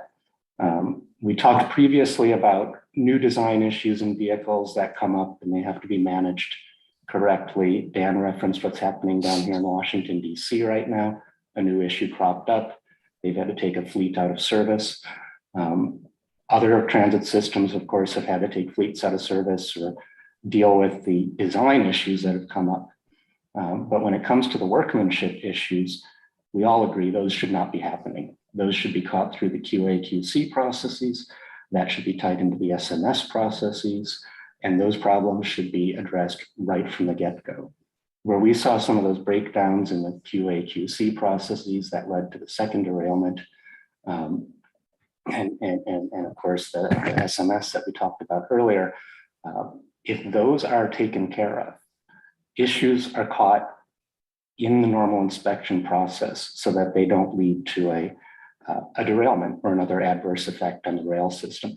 And really the best run systems out there, or not even just the best run, but all the well-run systems don't have derailments because they've put those proper inspection protocols in place. And I think that's really where we want to get to here. I'm not discounting the need for appropriate technologies where we see that they're fit.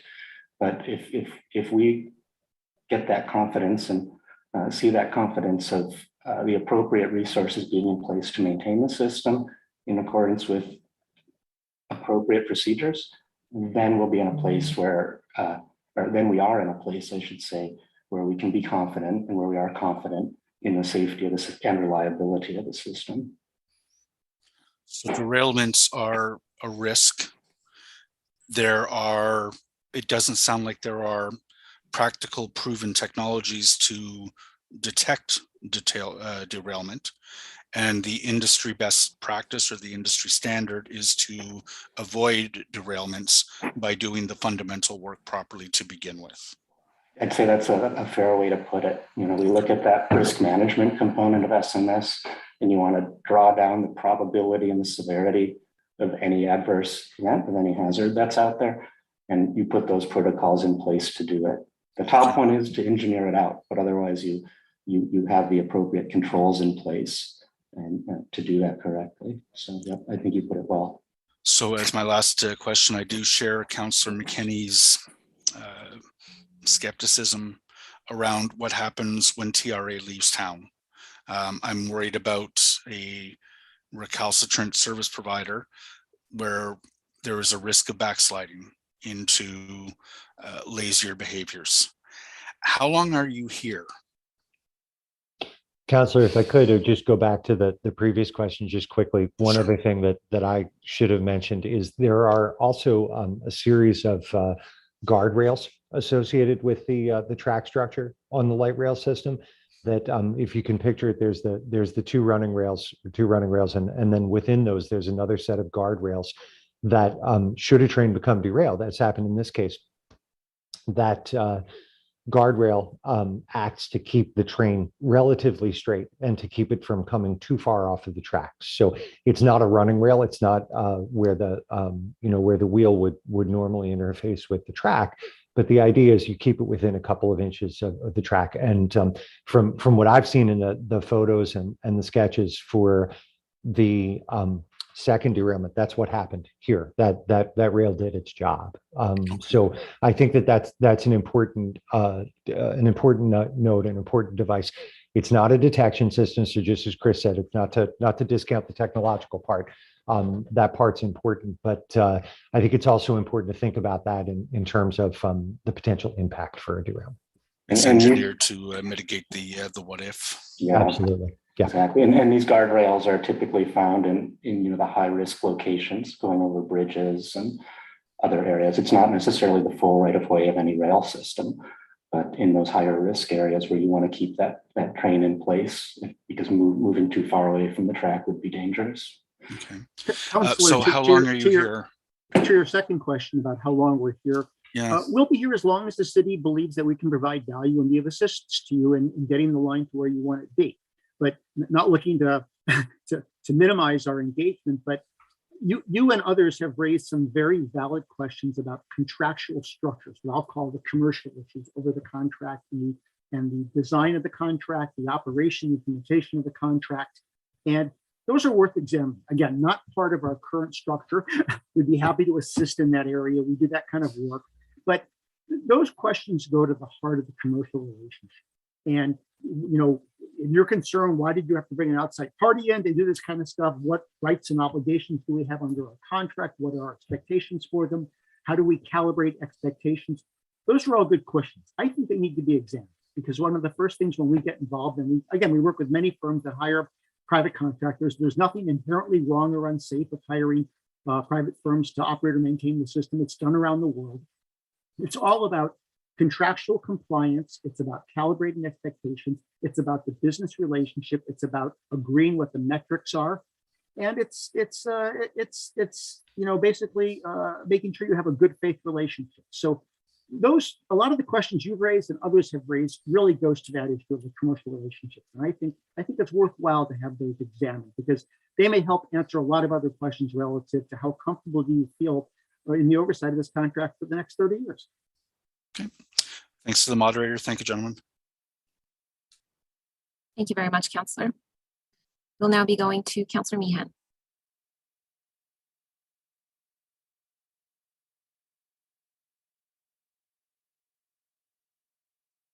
Thank you very much. Sorry, I had stepped away. I thought maybe somebody else would have taken my position because I had taken my hand down. Can I wait and defer to and wait till after perhaps Councillor Deans, or is that possible? Councillor Deans has already gone in the first round, so you are welcome to go. Then thank you for that. I will. I apologize because I had to leave. If someone has already asked this question, then I'll move on and I'll get the answer from someone who was in the meeting. There were some comments earlier in when you were detailing some of the things that going through the slides, that the comment was, what has occurred to date may be symptomatic or indicative of greater problems ahead. I'm not sure if I'm paraphrasing that correctly, but I think you understand did I get that right? And I'm wondering if you can clarify that just a bit more for me. The one thing, Councillor Meehan, that I think we did mention, which it came up in someone else's question, and I think it might have, I might have phrased it poorly, was when we were talking about LRV issues from yesterday's service, and tell me if this is what you were thinking of. We had added a note there that the investigations would be around both train specific and systemic issues, and we meant that more. Again, maybe I didn't put it artfully. That was meant more to say that the individual investigations for those trains, and honestly, the maintenance process is what it's about. To figure out what went wrong, what do we fix. That's occurring per train. But we are also asking the contractor team, and we are independently reviewing to see whether or not there are any systemic issues. But we have not identified any yet at this point. But to Chris's point about safety management systems, we just always want to be alert for potential patterns and things that might span across multiple trains in this case. But if that was the statement you were thinking of, we're not there yet. It was more alertness for that issue. Okay. The inspection regime that is being put in place now sounds fairly rigorous, and I like the logs and everything.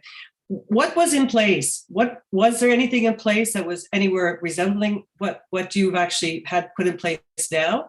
Like, did they adhere to any kind of schedule, or I'll leave it at that. Did they have anything in place that would have mitigated this?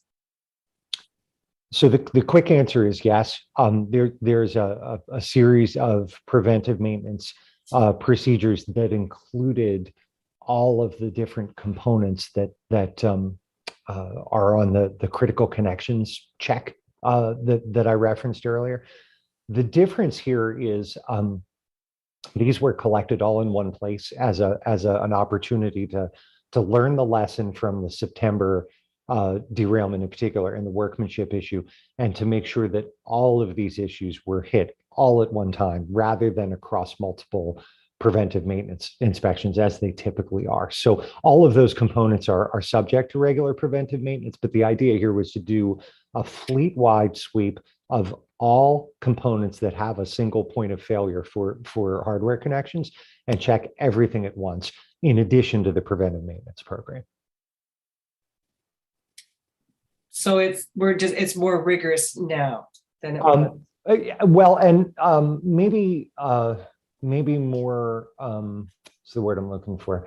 More unified in the sense that these different components are subject to preventive maintenance at appropriate intervals based on kilometrage on a regular basis. They're all inspected on a regular basis. What this particular check did was to combine the hardware part, the hardware check for each one of these elements, all into one inspection for this one go round, because hardware and the securement of the hardware was such a key issue in the September derailment that everyone agreed that it was important to double check all hardware at this point. Did you find any quality issues with any of the parts on the trains? With the parts in particular? No. I think that the quality issues that we really were focused on were on the process side. Okay. In terms of process, I mean, we can have a process in place, but if you don't have a skilled enough workforce, it doesn't really matter. And as a counselor, I get reports that the people who've been hired were hired if they could identify a wrench or a screwdriver, because there's no technical school where people can go and learn about these trains. So give me an idea of the qualifications that the people who are working on these trains, are they qualified enough? Did you look at that? So we spoke with a number of people in the MSF over the last couple of weeks as the torque checks were being completed, were being tested, were being completed, and were being verified. And we also reviewed this on a programmatic basis with the contractor to discuss where personnel came from, what the qualifications were, and specifically one of our concerns was maybe adjacent to your question, but I think similar, was how process and quality would be regulated for people who don't normally work in that location, who don't normally work together. So maybe more tactically to your question, what I found is that the bulk of the people that I spoke with came from elsewhere within the corporate organization. So there are folks that had been assembling trains in Kingston or had worked for Bombardier previously or had other mechanical experience. So the issue that we were concerned about was, again, more orienting them to the way that work was done in this shop in particular, in the MSF in particular, and making sure that they were part of a unified quality plan. So no matter what they did, there was a unified quality process that checked behind everyone equally to make sure that their work was consistent and was of the right quality. And that was a rigorous discussion over the last couple of weeks, and we were pretty satisfied with the results of that. Which are, go ahead. Which are what? The results of that rigorous discussions you had about the staffing? That actually probably gets to what I was going to jump in with. Go ahead, Chris. The enhanced, improved, new quality assurance, quality control plan that became very apparent that there was a need for early on in our involvement. That's been not only committed to, but and started to be put in place from the contract team, is based in having people with the right skill sets. So we've gotten resumes of people to review who are part of that project. We've set that expectation for people to have those skill sets who are going to be overseeing that process. And when they do that oversight of that process, that over-the-shoulder check of the work that's performed, there's on-the-job training that goes along with that, whether it's formal or informal. That helps to build a better skill set amongst the folks performing the work.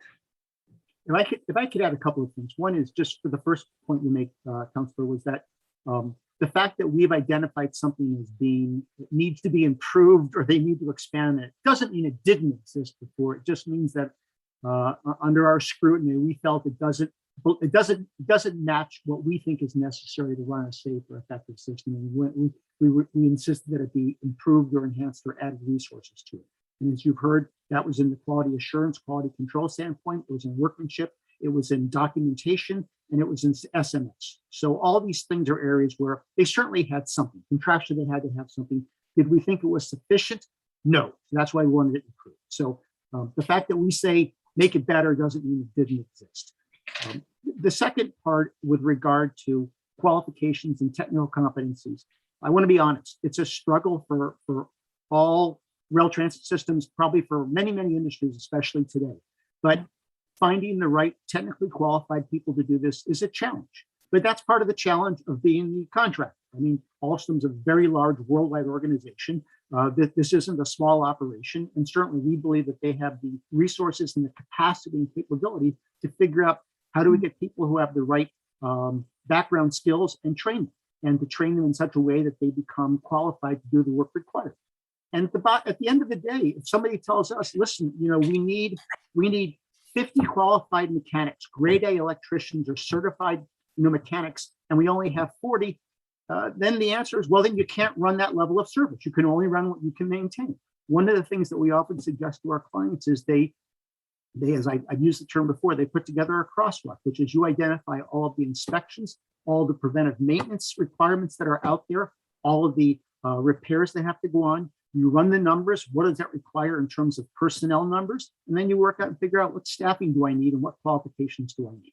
And that zero-based budgeting approach to it then gives everybody, the city, the contractor, independent auditors, the objective criteria to say, yes, we have enough people, or no, we don't have enough people. But I know that they're struggling to have enough people there. And at the end of the day, if you can't have enough people to run it safely, then you can't run all portions. It's as simple as that. The answer isn't just do less. You need to do all the things that are required from the safety care standpoint. Well, you've been in this business 40 years, as you say. Would you be confident to be running this rail line with the staff we've got currently? With the short-term mitigation measures that we've identified, and the fact that they actually execute on them on a regular basis and somebody's overseeing them, yes. And if I didn't think so, I would say so. Well, long-term, you know, my expectation is that the things that they've said they're going to do, again, that in fact they are going to implement these things. They have to put timelines out for them. These aren't just like things. This isn't aspirational. This isn't things that maybe we'll do if we want to. These are things that they have committed to. This is what they're going to do. It'll become part of the contractual relationship, the project agreement between you and RTG. The real issue at that point will be enforcement of those requirements and how aggressive people want to be on it. But you know, we're not relying on vapor. This isn't our first rodeo. And we're not just saying, well, because they said so, it's good by us, we're leaving. I think with most places, and my feeling is with contractors, every kind of contractor, wonderful or otherwise, you need to carefully enforce the provisions of the contract, and you have to monitor on a regular and ongoing basis. There's our challenge. Thank you, sir. That's it for me. You're welcome. If I could just quickly, regarding those ongoing commitments, and I think it was Councillor Deans that had asked, I think it was, I apologize, about the bearing detection systems. I did look at the date for that in the formal plan that will be submitted by the contractor to the city for return to service. The date for that, ma'am, is end of year, as I mentioned.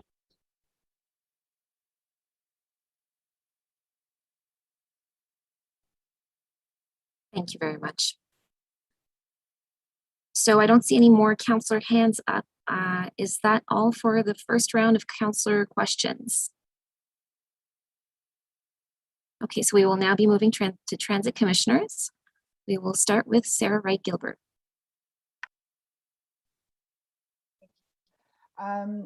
So there's a common theme that is running through the presentation, through your comments, and thank you again to TRA for being here. I kind of wish you were running and overseeing our system permanently. But there's a common theme that is running through your presentation, through the mitigation measures, through your responses to councillor questions.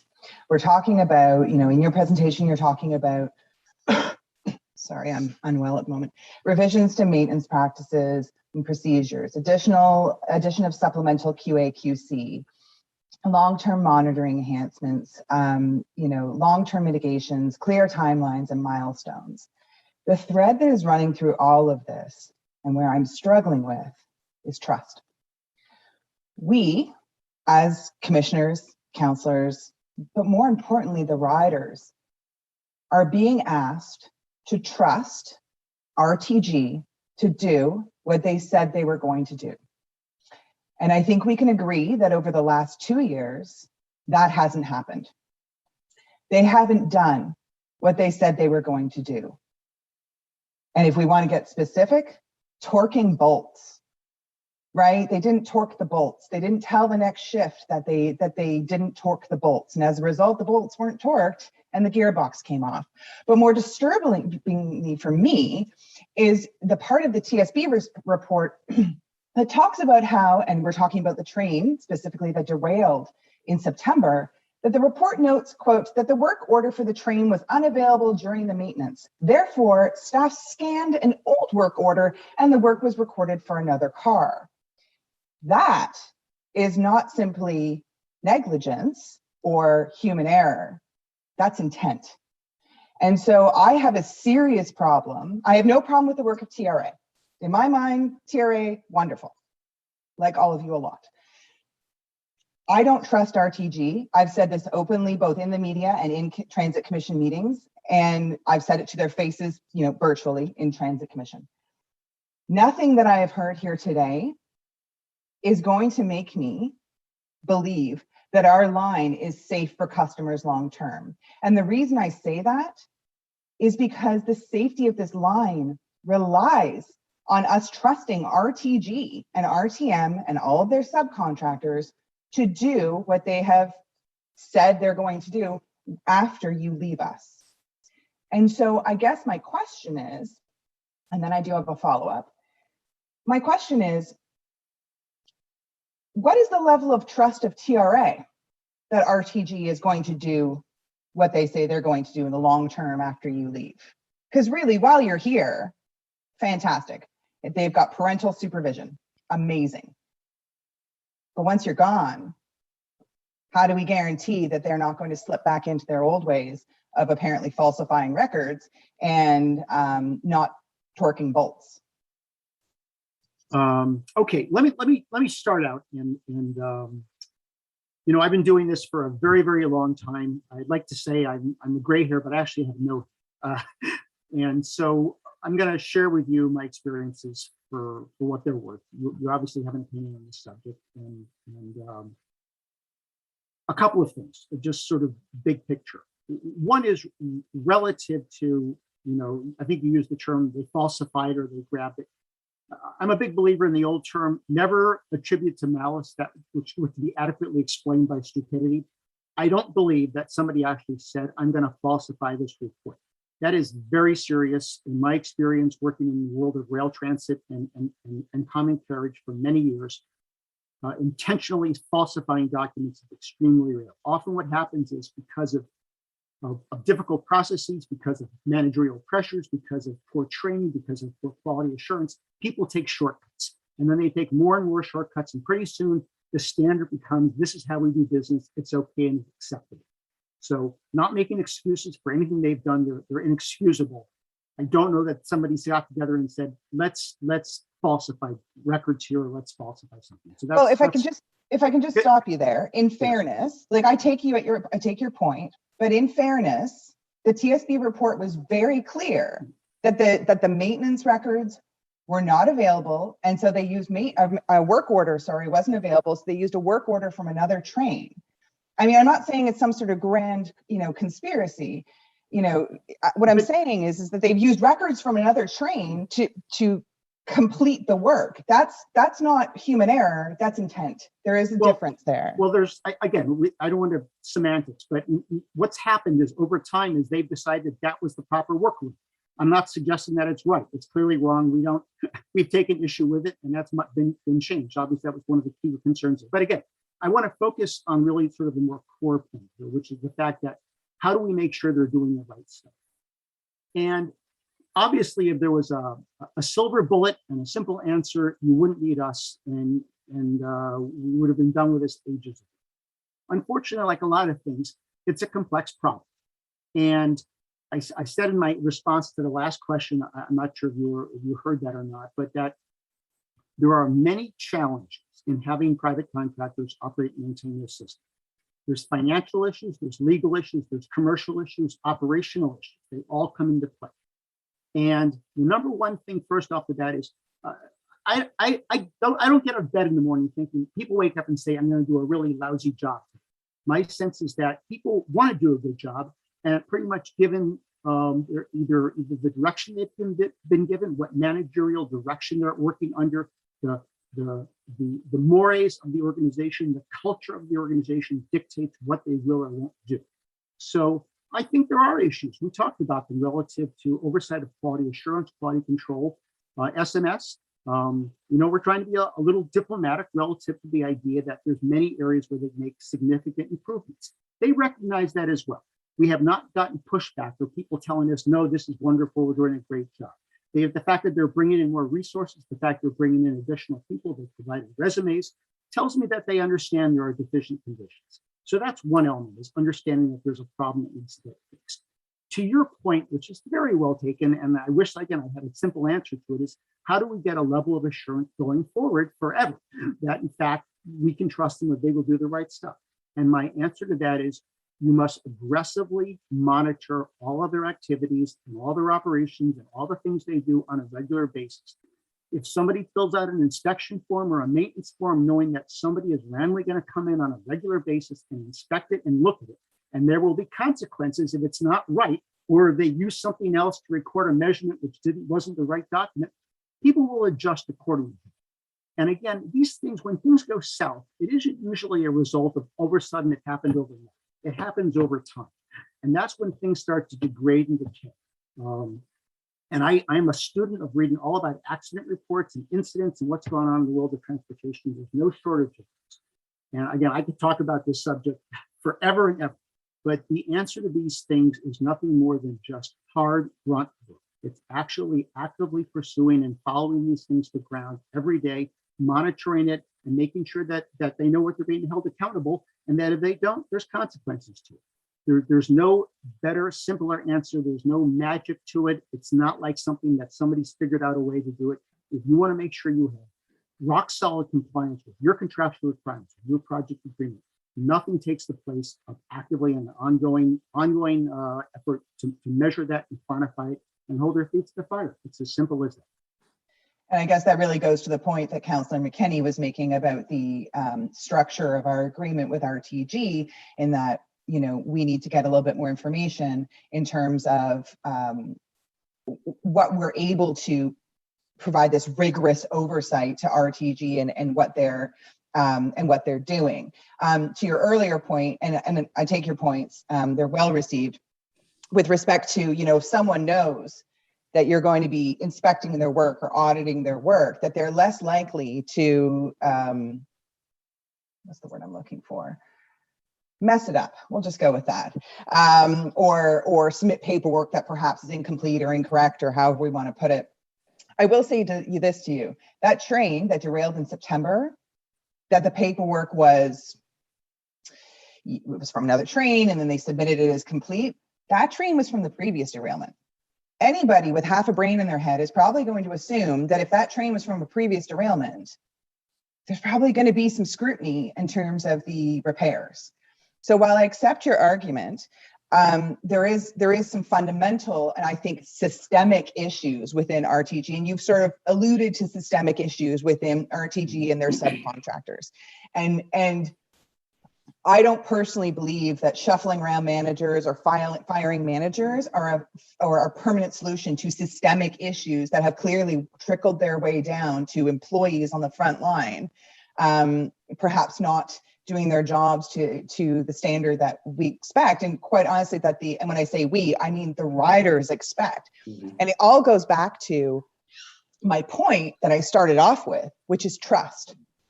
Our ridership has lost, if not all, we're going to say most, trust in not only RTG, but in the city to keep them safe on the LRT. I hear it every single day. I hear it multiple times a day that people are not trusting in this transit system, and I don't blame them. RTG has proven to us time and time again that they are not doing what they say they're going to do, that we are paying them to do. And so broken trust is hard to fix. And it is only until we get that trust reinstated, when they prove to us that they are going to, in the long term and for the long run of this ridiculously long maintenance contract, that they are going to prioritize the safety of our riders and the reliability of our trains.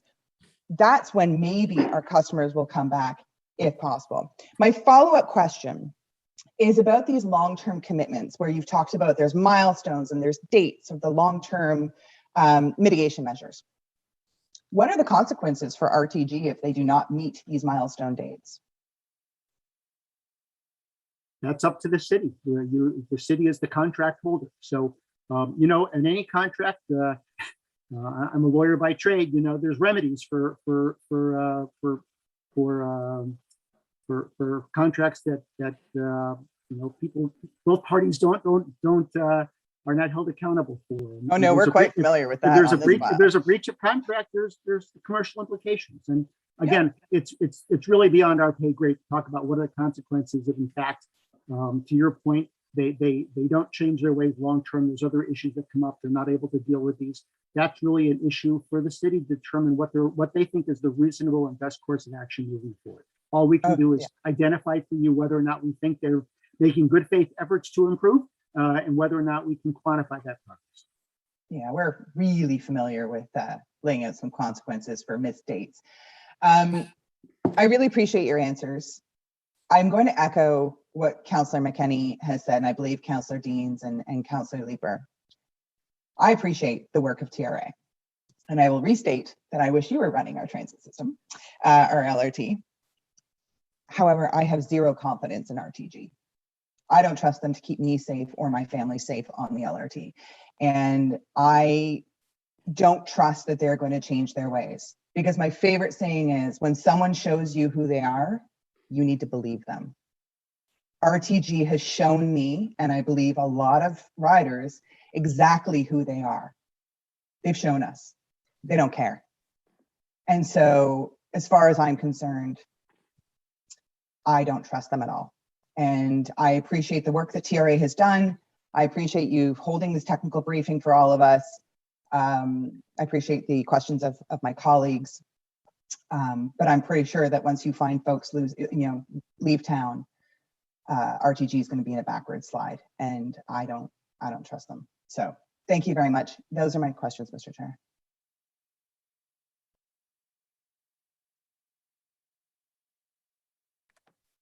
Thank you very much.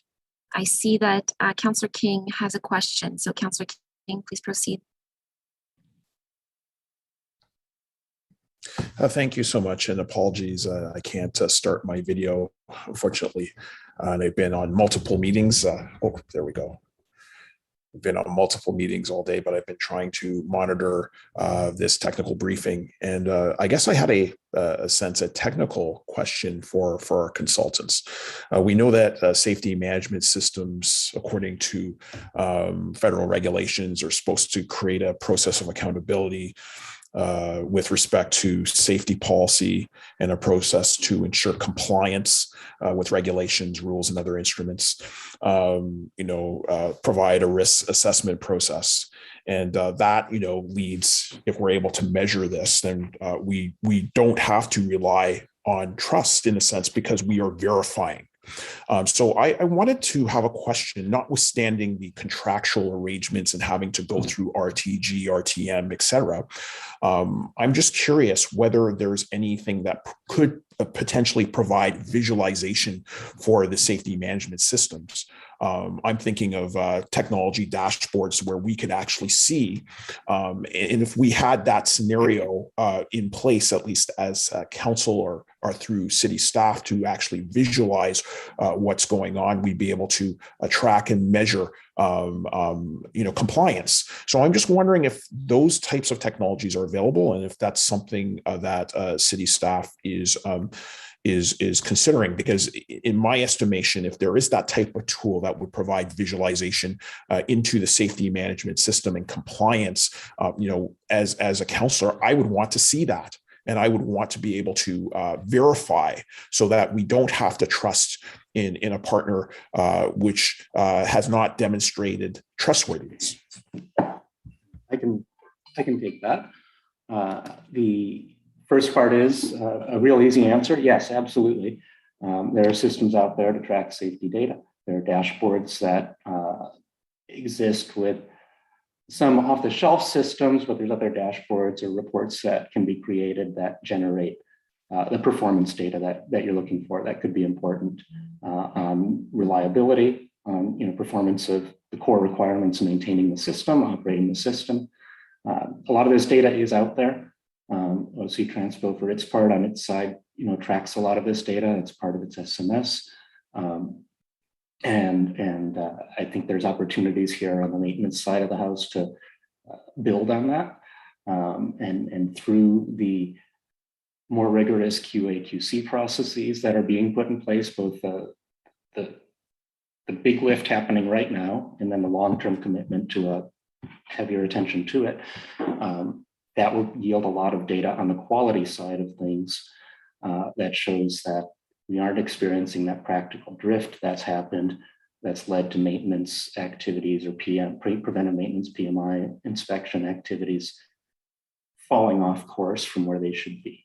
So that key is, and it's a good point, is knowing the data that you have and acting on it.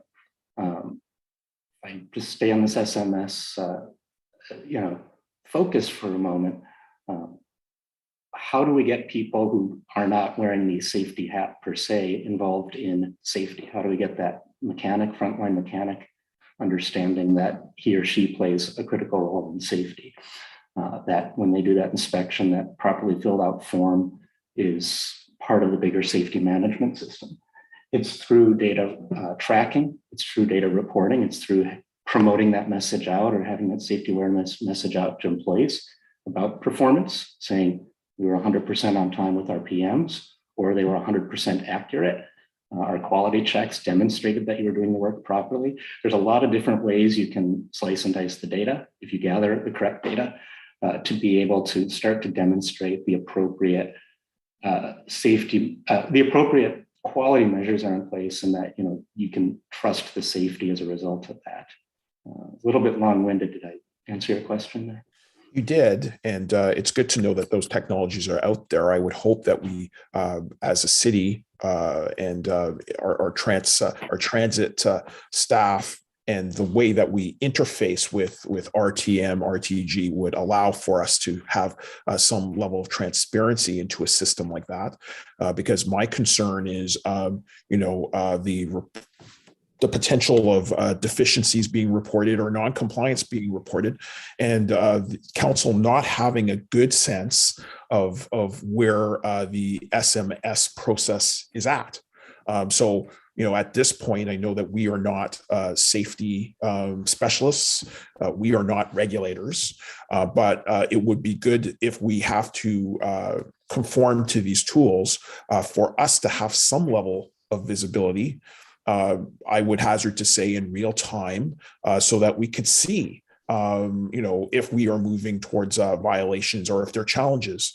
That I think creates a preventive pressure, since we're talking about trust and verification.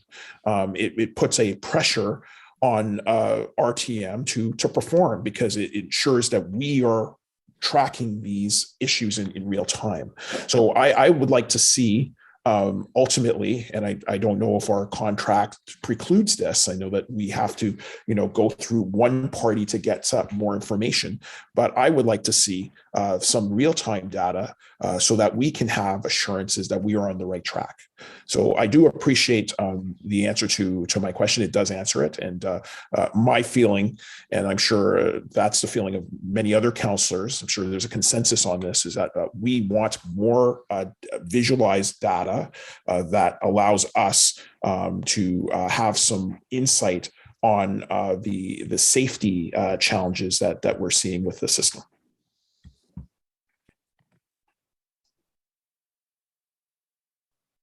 If I can add to that, maybe I've been a bit silent here, and I don't want to overstep, but our SMS system, we track targets and initiatives throughout the year on safety things that we identify with the various groups, actually broadly throughout even the bus operations. And we touch, my team tracks it, and we work with the operations team to identify where we're trending with it. It's a fairly new initiative, as SMS is new, according to what Chris and Dan said as well in the industry, but it's a very worthwhile initiative. We've been audited several times by other firms as well too on the performance of our SMS. And at OC Transpo, ours is maturing, but it's doing very well. And data, as you know, drives a lot of information as to where we target our safety resources and making sure that we're effective in what we do. So I totally agree with you, and that's the direction that we're heading in. And the work that's gone into this return to service plan, to what Chris was saying before, is that RTM is to update, as well as Alstom, their safety management as well, to have targets and initiatives that align with OC Transpo, so that we can work as a unified front to make sure we drive risk lower. So would it be possible to see some integration of that SMS data if we are working on a system on our side dealing with the buses as example? And we have this private consortia working on the rail side. Is it possible for us to have an integrated type of dashboard view of SMS compliance? Of course, it's possible. Anything's possible. I mean, we're talking about, it'll just take some integration work to be able to take those two very different data sets. We'd have to probably segregate rail and, preclude some of the bus activity, but something we could work towards, yeah, for like a real-time dashboard stuff. But it would be fairly resource intensive to do that kind of work. Well, I would just probably leave it here, but I would feel more comfortable if city staff was able to have a clear visualized view of challenges with the rail service, not unlike what we are doing on the bus side. If we can take a look at our SMS processes in real time and determine that there are problems, it's obvious to us that we need to have some type of insight into the rail operations to be able to do that too, so that we can really assure not just the users, but our residents that we are working towards the safe operation, completely safe operation of our system. So I would really encourage if there's the possibility of allocating resources so that city staff can have some visualization of the SMS process that can also be relayed to, interpreted for members of council. That would be of high benefit to us. So I would just leave it there. Thank you, Chair.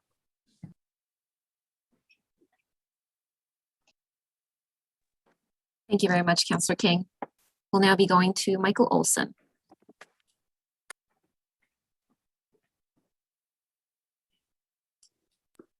Thank you.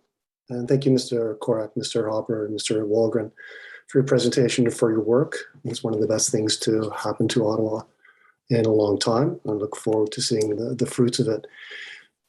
I don't want to put words in your mouth, but is it fair to say that the constituent parts of RTM have not been working well together?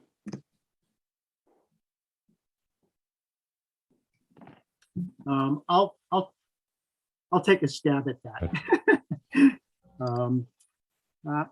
I think that is fair to say. Yes, I think that's certainly where we would have expected a high degree of integration, where there would have been sort of seamlessness between the different contracting parties in terms of duties, responsibilities, oversight, compliance with requirements, different levels of checks and balances between prime contractors and subcontractors in the consortium.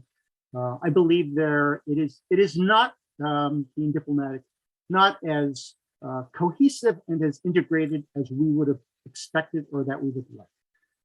And that goes to the very heart of when we talk about how the project is managed, how it's integrated relative to quality assurance and quality control. SMS transcends all these things. So the SMS principles don't stop at the corporate level. It isn't like it just for one subcontractor or another. We expect that they all work together and that the various parts play nicely together. So as you put it, do we think there is room for improvement in how the parties work together, the flow of information, the criticality, how aggressive they are in the level of candor and transparency? All of those areas could stand improvement. And is I guess the structure then of RTM, is that addressed in your plan? I saw it referred to, I think, in one of the early slides, but didn't see it built on. Is the structure of RTM actually going to be fixed, if I can put it that way? And do you mind if I grab that real quick? No, go ahead. So we did not by any means dictate organization or dictate structure. We were focused on how do we get to function, right? How do we make sure that the end goal can be met. That said, there's certainly discussion about, as I mentioned earlier, the additional resources that RTG and RTM and its subcontractors brought to the processes that we described. And they have also committed to make organizational changes that will support that. And the way we'll measure that going forward is to figure out if they can actually get it done.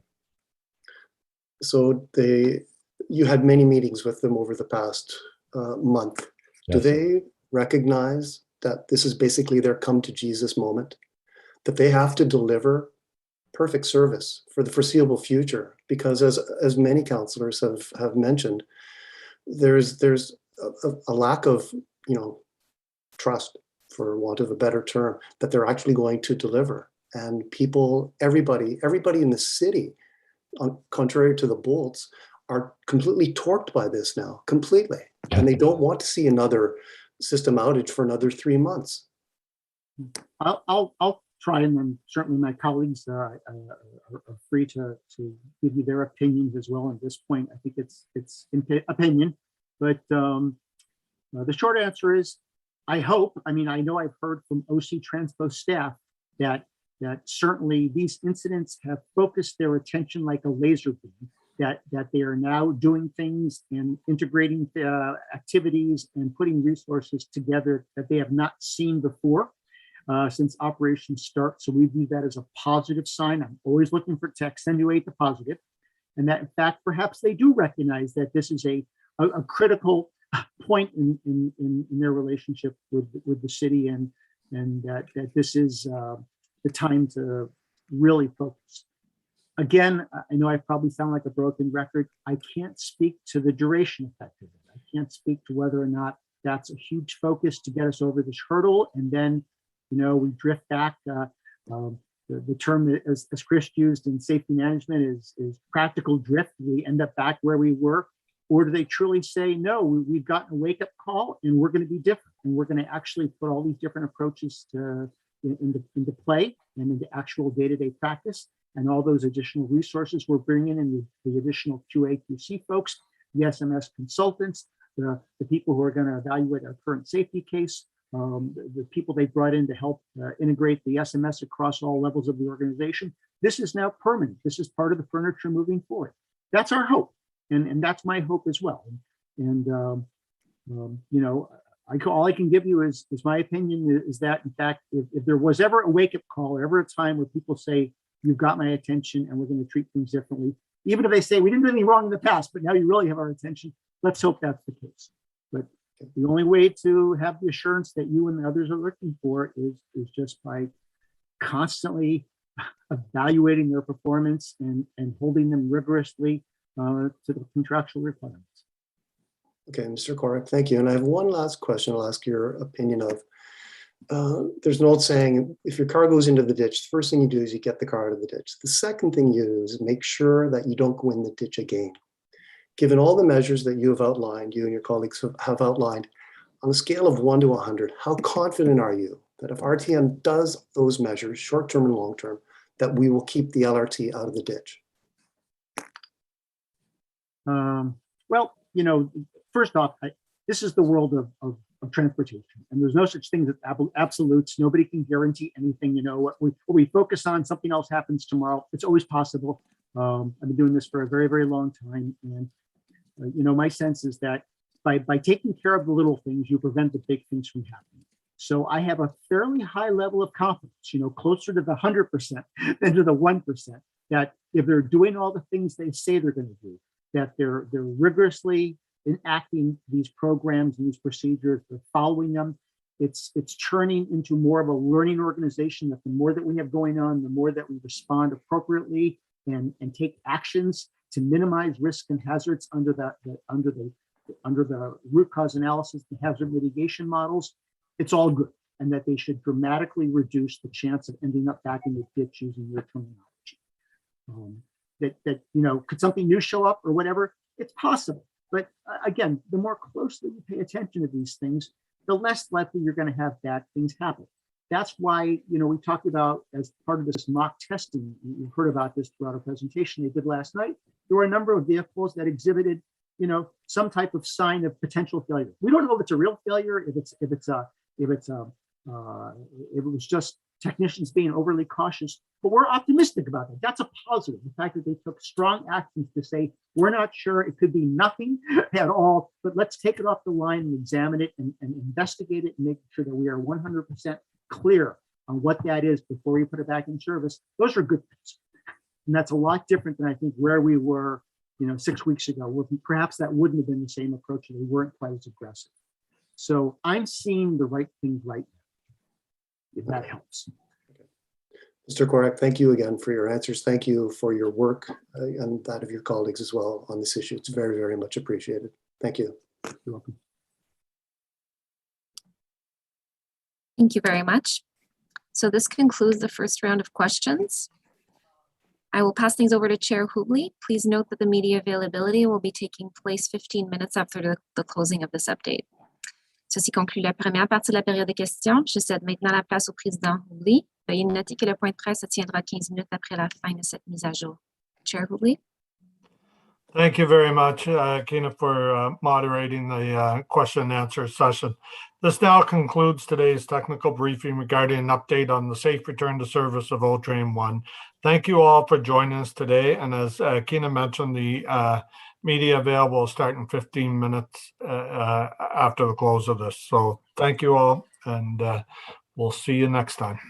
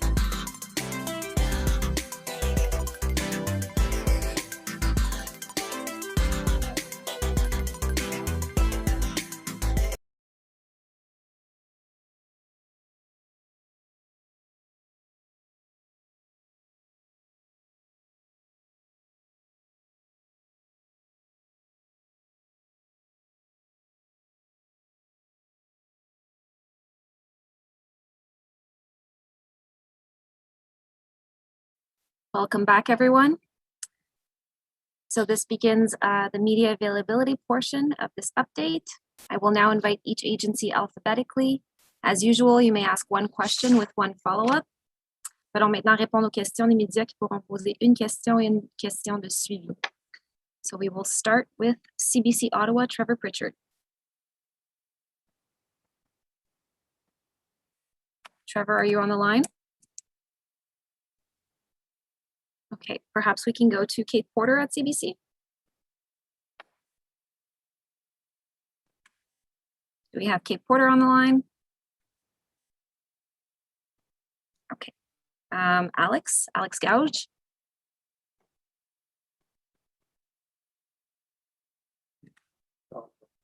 Okay, I see Alex is connecting to audio. Alex, if you can hear us but you can't speak, I would recommend you just leave the meeting and come right back. Moving on, we will go to CTV Ottawa, Katie Griffith. It's actually Josh Pringle here for Katie. Go ahead, Josh. Thank you very much. Just a question. During the briefing today, it was mentioned that some of the trains that were involved in the testing yesterday were pulled out of service because of vibrations. We were just wondering if you could talk about what type of vibrations they were and how many trains have had issues that will end up back in maintenance because of it.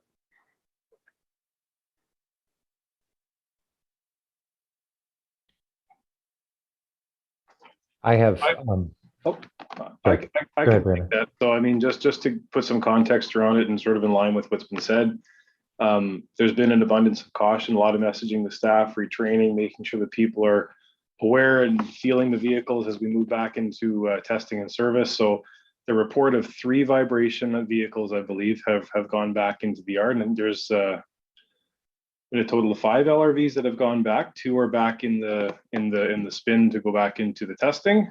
So that the 3 are still outstanding. So they just have to go through and check as for that the vibration is actually to validate that the trains could do it back into testing.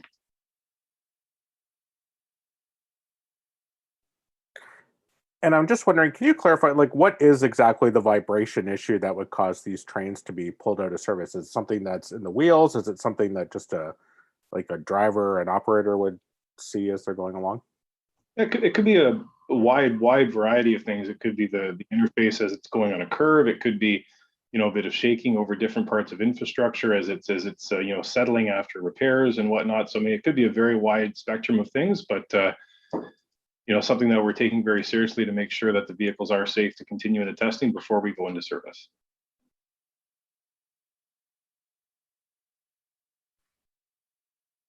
Thank you, Josh.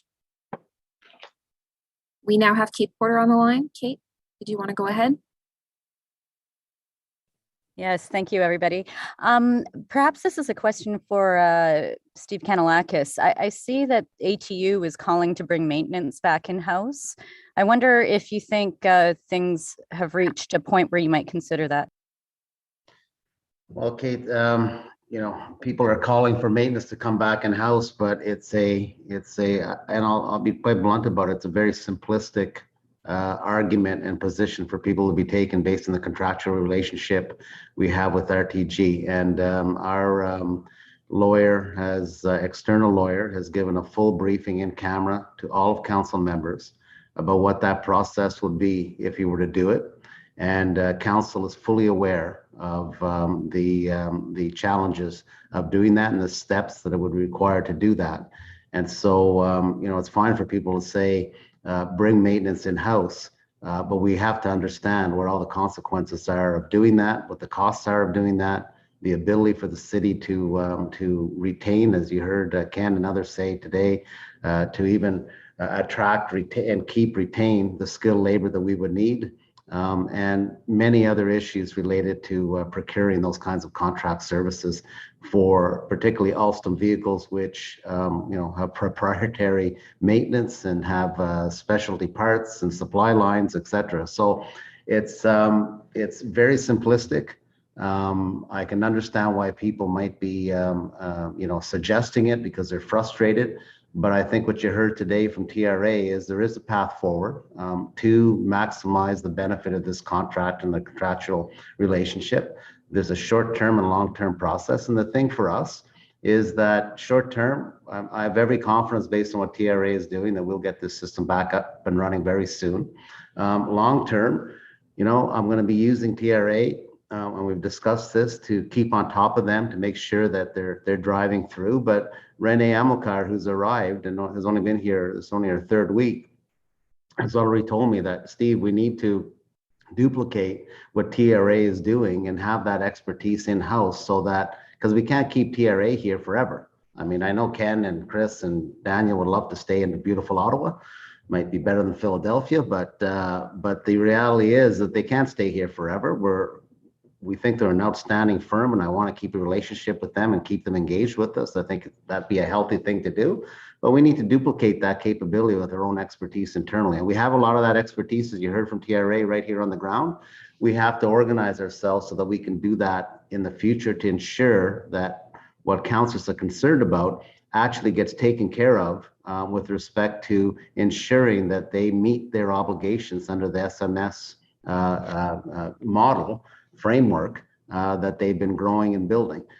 And so for me, the path forward is not to take it in-house and go through that. The path forward is to ensure that they can deliver on the maintenance in a safe, reliable way into the future, and not just during this particular crisis period where the train's been off the track for 2 months. Great. My follow-up would be along the same line then. So just because I'm trying to picture the before and the after, because it's not as though you haven't had to struggle to get them to stick to the contract in the past. And what you're saying is you need more in-house expertise. Is that sort of a specific kind of technical expertise and constant eyes on adhering to the contract? Like, could you just paint that picture of what exactly needs to change in this, as you say, path forward? Well, the thing is, we have been monitoring them, and I think what got exposed with these two recent incidents is that obviously, and I like the way I believe Ken described it. Sometimes things become practice inadvertently, common practice, and we see that in all our operations. We have policies, we have procedures in all our operations at the city, and as do most service organizations. And sometimes steps get skipped. The next thing you know, that becomes the way you do business. So I really like that was the way that was phrased by Ken and others. And so I think that that for us, the issue is really to duplicate and have a core group of people that have the engineering and safety expertise that TRA brings. And we have them here. Brandon Richards, the chief safety officer, is doing outstanding work for us. But to put a dedicated team that is going to be on site there, continuing the path that TRA has put us on. And I think that's the difference. It's to stay on that path, not veer from that path, and keep to that standard regardless of what's going on, and not allow them to bleed back into the way they were operating. And so we have to keep them at this higher standard going forward, and make sure that they implement what they promised or promising and committing to TRA that they're going to implement. And so that's fundamentally the thing. Renée is, Renée, if you want to speak to it, Renée identified that week one. She said, Steve, here's one of my first observations. She comes from a large transit system, in Montreal, 3 times the size of ours. She gets it. And when she told me that, it started me thinking, okay, we need to really put more focus on this and utilize the good people that we have in a way that achieves the results that TRA was talking about. Thank you. Thank you, Kate. We'll now be going to Trevor Pritchard at CBC Ottawa. Trevor, are you on the line? Okay, we'll now be going to Alex Gouge at City News. Hello, I just have one question for today, and it's for Chair Hubley. So the student president at the University of Ottawa says the free transit plan for December is leaving out students because they have to pay for their whole transit fare right at the start of the academic year. I'm just wondering your thoughts on that. We recognize that, Alex, and there's also transport staff that are working with the universities, because as you know, these U passes are something negotiated between the university and OC Transport. It's not done on an individual basis with the students. So we're looking at that. We're going to try to figure out something here that we can do. I just don't have that answer for you today.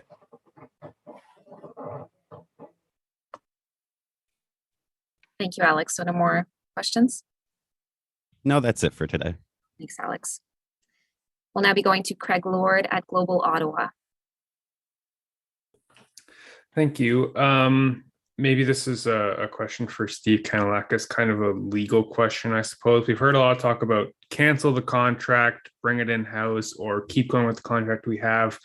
Do we have any options at all to renegotiate the contract? We heard from a lot of commissioners and councillors that they want, different powers, different oversight controls over RTM and RTG in this. Is there any way that we can, go back and draw up a new deal instead of just outright canceling it? Yeah, no, thank you, Craig. I mean, I know that there's been a lot of things said about that, and the contract does have provisions for oversight, and very strong provisions for oversight and for disputes and for claims. It's a very complicated contract. We're using all the tools.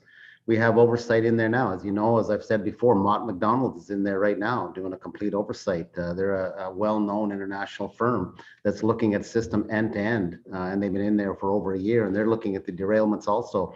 We've had all kinds of consultants and staff in their organization looking at their operations as we've come up with these problems. What we have now, I think, is what TRA has brought is a very systematic approach to dealing with this, which I really appreciate. And the contract itself, in terms of the options to rewrite it, it's a commercial contract. You can't just arbitrarily rewrite a contract. There's dispute mechanisms. They have a right to take that through the dispute mechanisms outlined in the project agreement. That then ends up in court through litigation. It takes a lot of time. So you can't just go in without the mutual agreement of both parties to just rewrite contract, especially when billions of dollars are at stake over a 30-year period. So for us, what's really important is the path we've been directed by council is to effectively go through the dispute resolution process. And ultimately, if we can't resolve this, we're going to end up with a default approach because we put them on notice of default, which is not a good thing, but that then opens up avenues for us to deal with them in a much more severe way in the contract if a court puts them in default. I don't want to get to that point, quite frankly. I'd like to resolve this and try and solve this out, and I hope this is a good first step. But council is fully aware of what their legal options are and what the next steps are, and how this would play out should we need to change the contract. And it's not by us saying, you know what, we want to change it, and whether you like it or not, we're changing it. They have rights under the contract, just like anybody in a commercial relationship would have rights in that contract.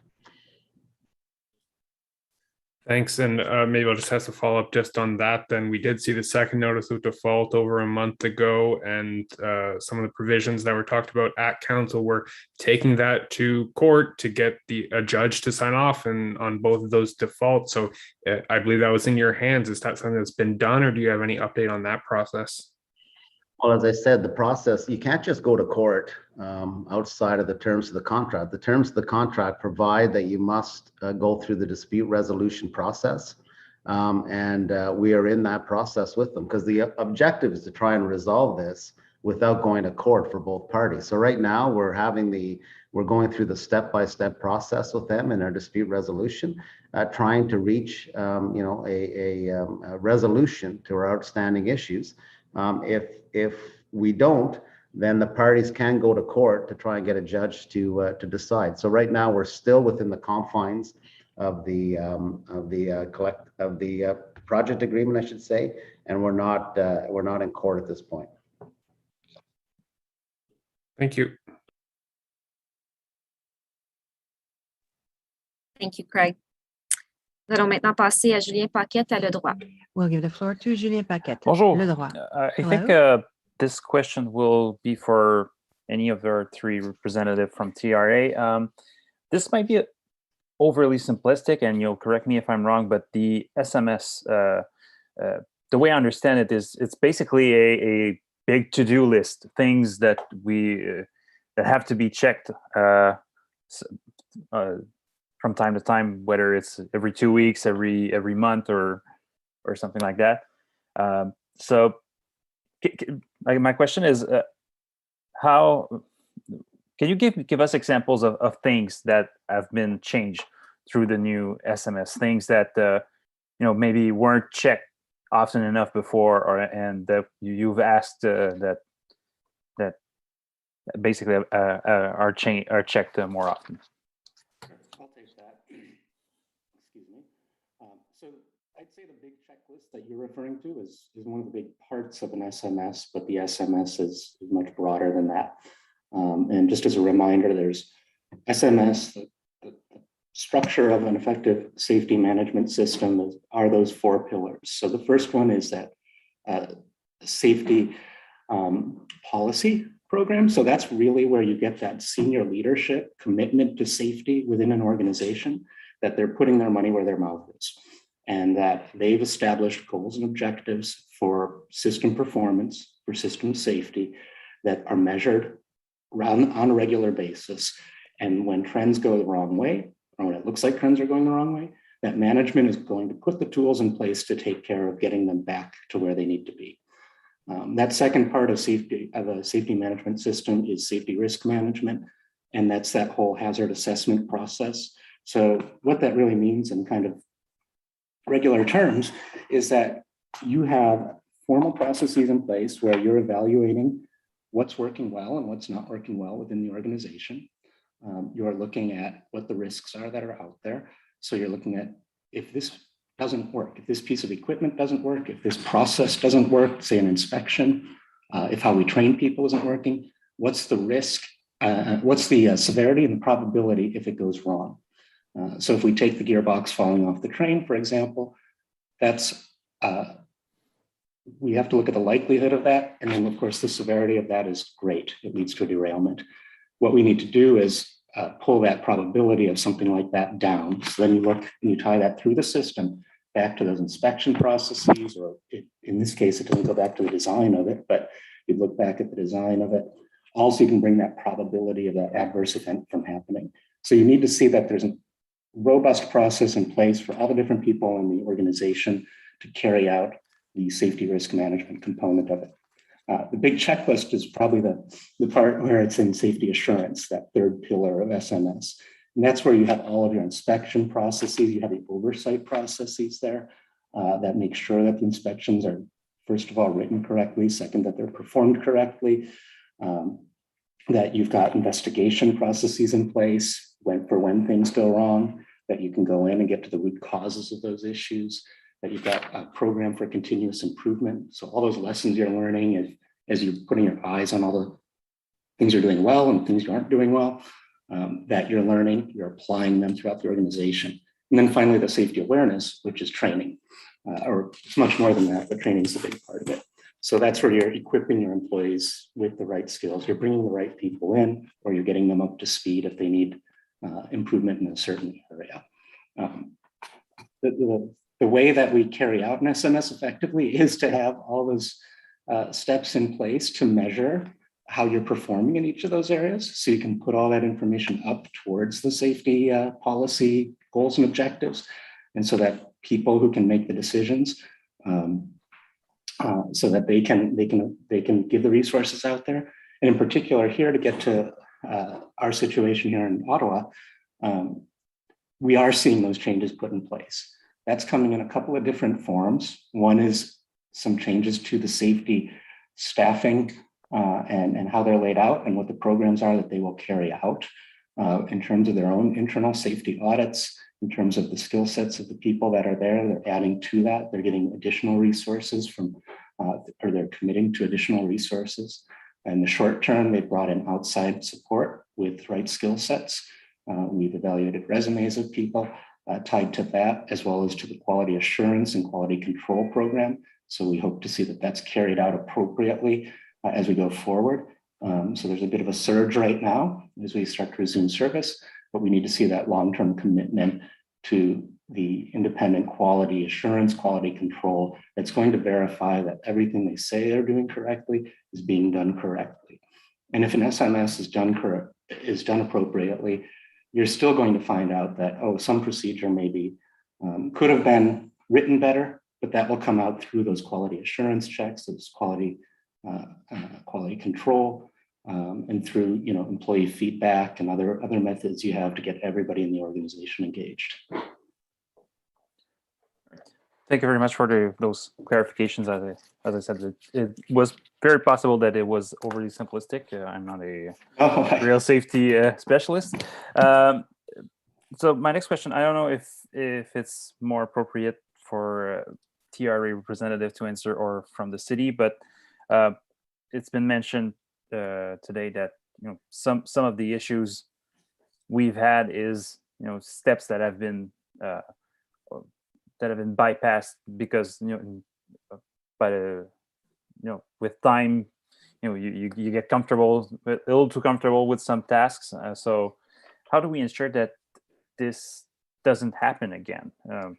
That we don't we relaunch the service, it works well for 6 months, a year, or 2 years, and we don't come after this amount of time with new issues, new processes that aren't being done as they should.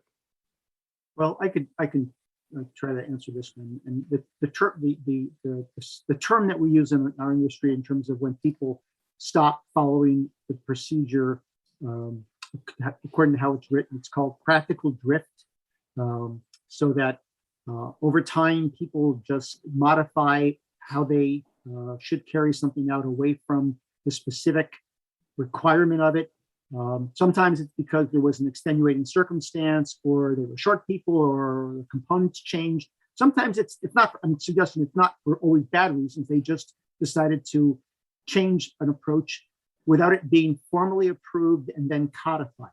What makes public transportation and all forms of transportation safe is the fact that we have engineered into the system rigorous standards and mechanisms and procedures to carry out preventive maintenance and inspections. And you follow those to the letter, you follow them on time. I can't stress enough how important is the criticality of crossing every T and dotting every I when it comes to doing those inspections. And the minute that people start to drift away or do less or modify it, that has to be part of a integrated approach where you have a variety of people, including the quality assurance and the safety board, basically approving all. Because if somebody says, hey, let's modify the procedure, we think we can do it better, there's a whole process and mechanism for how that's done. So that just isn't because somebody on their own decides to change it. We don't allow that in safety sensitive industries such as public transit. So how you prevent that from happening, the real crux of your question, is you install one that you can't modify. This is the procedure, it must be followed entirely to the letter, to the spirit. And then number two, you have somebody monitor that. So the minute you see there's any deviation from it, you call timeout on it, and you get back and find out, why did that happen? How do we fix it? What was it? What was it? A symptom of a bigger problem or an issue, just a one-off problem? But you immediately let everybody know that that's unacceptable, and you get back to how you're doing business. And that's how you prevent the unfortunate consequences of practical drift. Thank you very much. Merci, Julien. We will now be going to John Willing at the Ottawa Citizen. Akina, thank you. A question for TRA. Can the maintenance resources at RTG, RTM run a full LRT program with 17 double car trains? In your estimation? I think Ken mentioned earlier during the technical briefing that's one of the calculations, one of the things that should be reviewed going forward. I don't know that we have the information at this point to give a definitive answer to that. The areas that we've concentrated on at this point have been more about fulfilling the corrective actions associated with these two derailments and with the SMS overall. So our concentration has been more on the resources associated with those corrective actions and implementing those and making sure they have appropriate staff and appropriate levels of staff to fulfill that. The other part I would mention that came up as part of the technical briefing as well, or some of the questions following up from the technical briefing, is that there is a contract oversight process in place internal to OC Transpo as well, that focuses on those same results, that looks at whether or not RTG and its subcontractors are fulfilling its contractual requirements. Thank you, Mr. Helber. And one question I don't think I heard TRA address, and I know Mr. Kanellakos mentioned that he believes partial LRT service can continue by mid-November. We're about a week away from that. So I'd just like to hear from TRA whether you guys agree that RTG, RTM can produce a partial LRT service by the middle of the month. Yeah. Assuming all the, in our presentation, we identified what the conditions precedent are for that to occur, and assuming they can successfully meet those standards and demonstrate the compliance with the return to service requirements that have been identified, the answer is yes. We believe it's doable, but that all depends on how the mock testing goes and the results we see from the mock testing period. Thanks for that.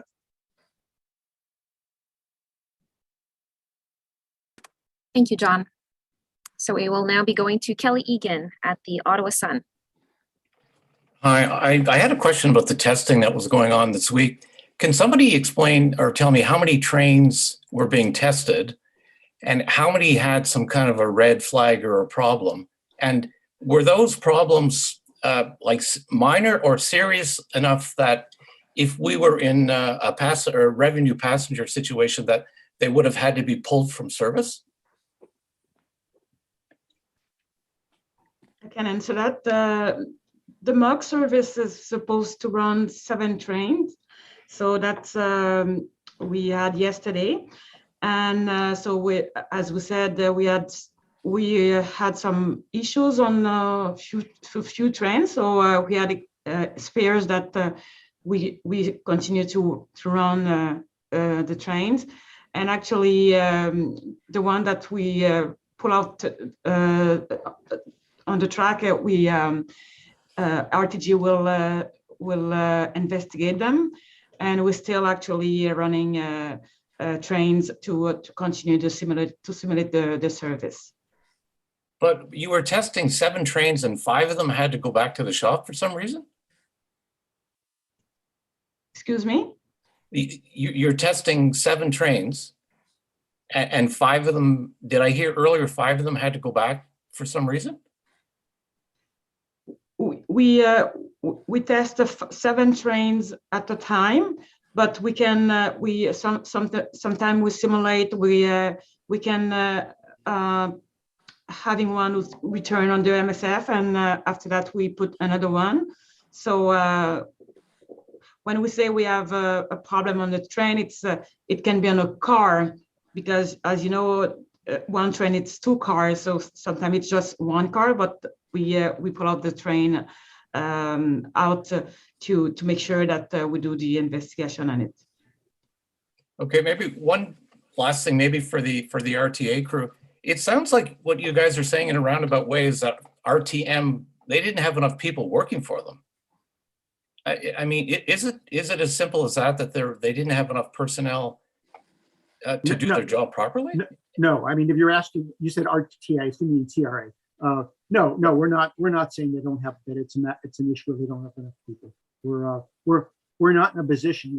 One of the questions that was asked was whether or not to throw in full service they have the staffing, and Dan Howard mentioned that we just haven't done that analysis. It's not part of our scope at this point. So, but at this point, we have it is not our position that they don't have enough in terms of quantity of people to run service. That's not our position. Great, thanks. Thank you, Kelly. Nous allons maintenant passer à Radio-Canada. Est-ce que c'est Antoine? We'll give the floor to Radio-Canada. Is it Antoine? It's Rosalie today. I have a question for Renée Amilcar. Do you think that one day Mr. Kanellakos said, actually, when I started working 3 weeks ago, we wanted to make sure to have a structure to allow us to follow up our contractors. So even with our personal lives, when we are hiring someone to do part of the job, we still have some surveillance to do, some control to do. So TRA mentioned that there were some issues with controls. We didn't have the right structure in place. We will see the results in the next few days. So we'll have a better idea. So meanwhile, we'll continue working with TRA and the inspections. Thank you so much. Follow-up question? You said that we were going to have partial service by mid-November, in 10 days. With everything that was said today, do you have a specific date when it will be back in full service? Actually, the good news in that, we talked today about SMS. The SMS system is getting in place now as we talk. We will be proceeding with some inspections, some validation, see if we have to increase controls on some aspects. We do believe that this will be done by November 10 as scheduled. By the end of this month, and we think that we have up to December 15 until we will go back to full service. The objective is to have a very reliable service before we go in full service. Thank you so much. We'll now be going to Shane Seguin at Autrain Fans. Hello, thanks for taking our questions. During the presentations, it was mentioned by TRA that all critical connections from the roof down to the wheels of each train had been re-inspected. So my question is, from these inspections, were there other deficiencies, safety related or not, that were identified?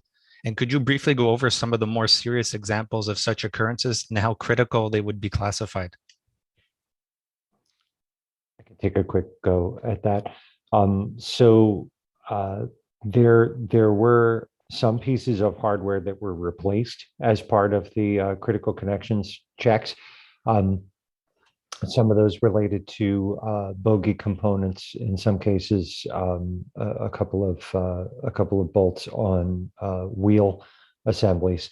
But it's important to understand the process, the torque check process, and how we got to that point in the test. So the testing was for all bogie and wheel components in particular, to first inspect the torque marks, to the visual indication that shows that the hardware was torqued properly, and then to test it at 80% of its torque value, and to ensure that it didn't move at that point.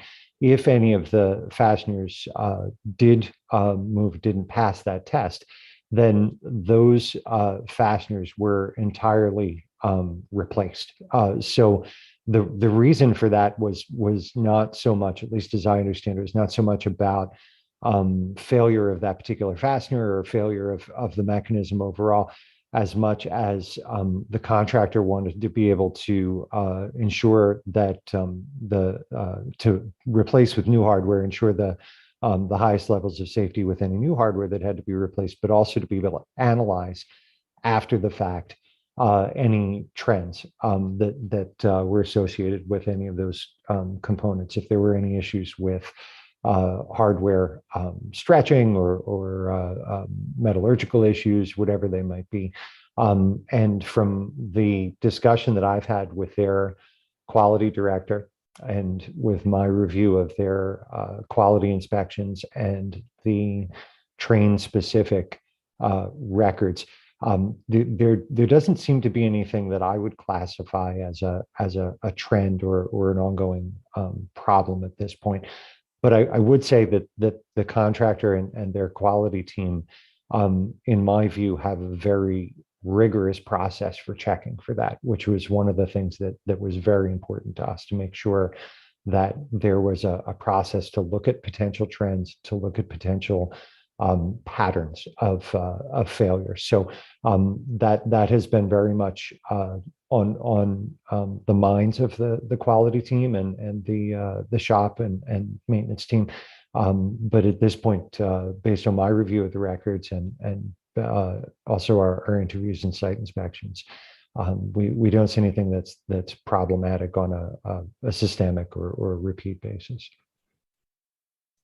Okay, thank you for that. And my follow-up mostly has to do with vibrations and noise observed along the line. So specifically around the curves around Herdman and other places where there are tight curves and radius. It's widely believed that vibration can cause bolt loosening. Now, how do those kind of vibrations that we experience on the guideway and the alignment translate into, equipment wear or these issues that we've experienced on the train so far? Does that promote more frequent maintenance, or what kind of elements does that really translate into in the actual service? Brandon, if you don't mind, I'll rely on you to answer sort of some of the longer term history of some of those issues and what OC Transpo's experiences with that. But the one thing I would say quickly is that again, with that visual torque mark on the train hardware, on the LRV hardware, that's the first place where technicians will go on a regular basis as part of preventive maintenance to ensure that that hardware is not come loose. So there's an intentional easy visual check there to ensure that hardware has not moved and that the hardware is still secure and is properly torqued, whether it's against vibration or other environmental factors, outside elements, whatever they might be. That's what that process is there for. Sure, and to add to that, what Dan was saying, and sort of feeding on Ken earlier, how unique vehicles in unique environments with transit agencies across the world experience different things, and you're speaking about the specific curves that we have, like the Herdman curves and whatnot, and the interface that the vehicle has with them. As part of this critical connections check that Alstom identified that Dan was speaking about, part of the long-term actions out of this are to identify, as Dan said, looking at the trends and looking at the different components and how they've reacted to the environment and the operation that we have.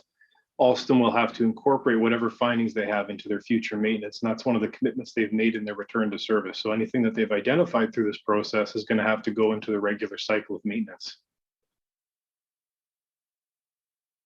Great, thank you. Thank you very much, everyone. This concludes our media availability for today. Ceci conclut notre point de presse. Wishing everyone a wonderful day and weekend. Bonne fin de semaine et bonne journée à tous.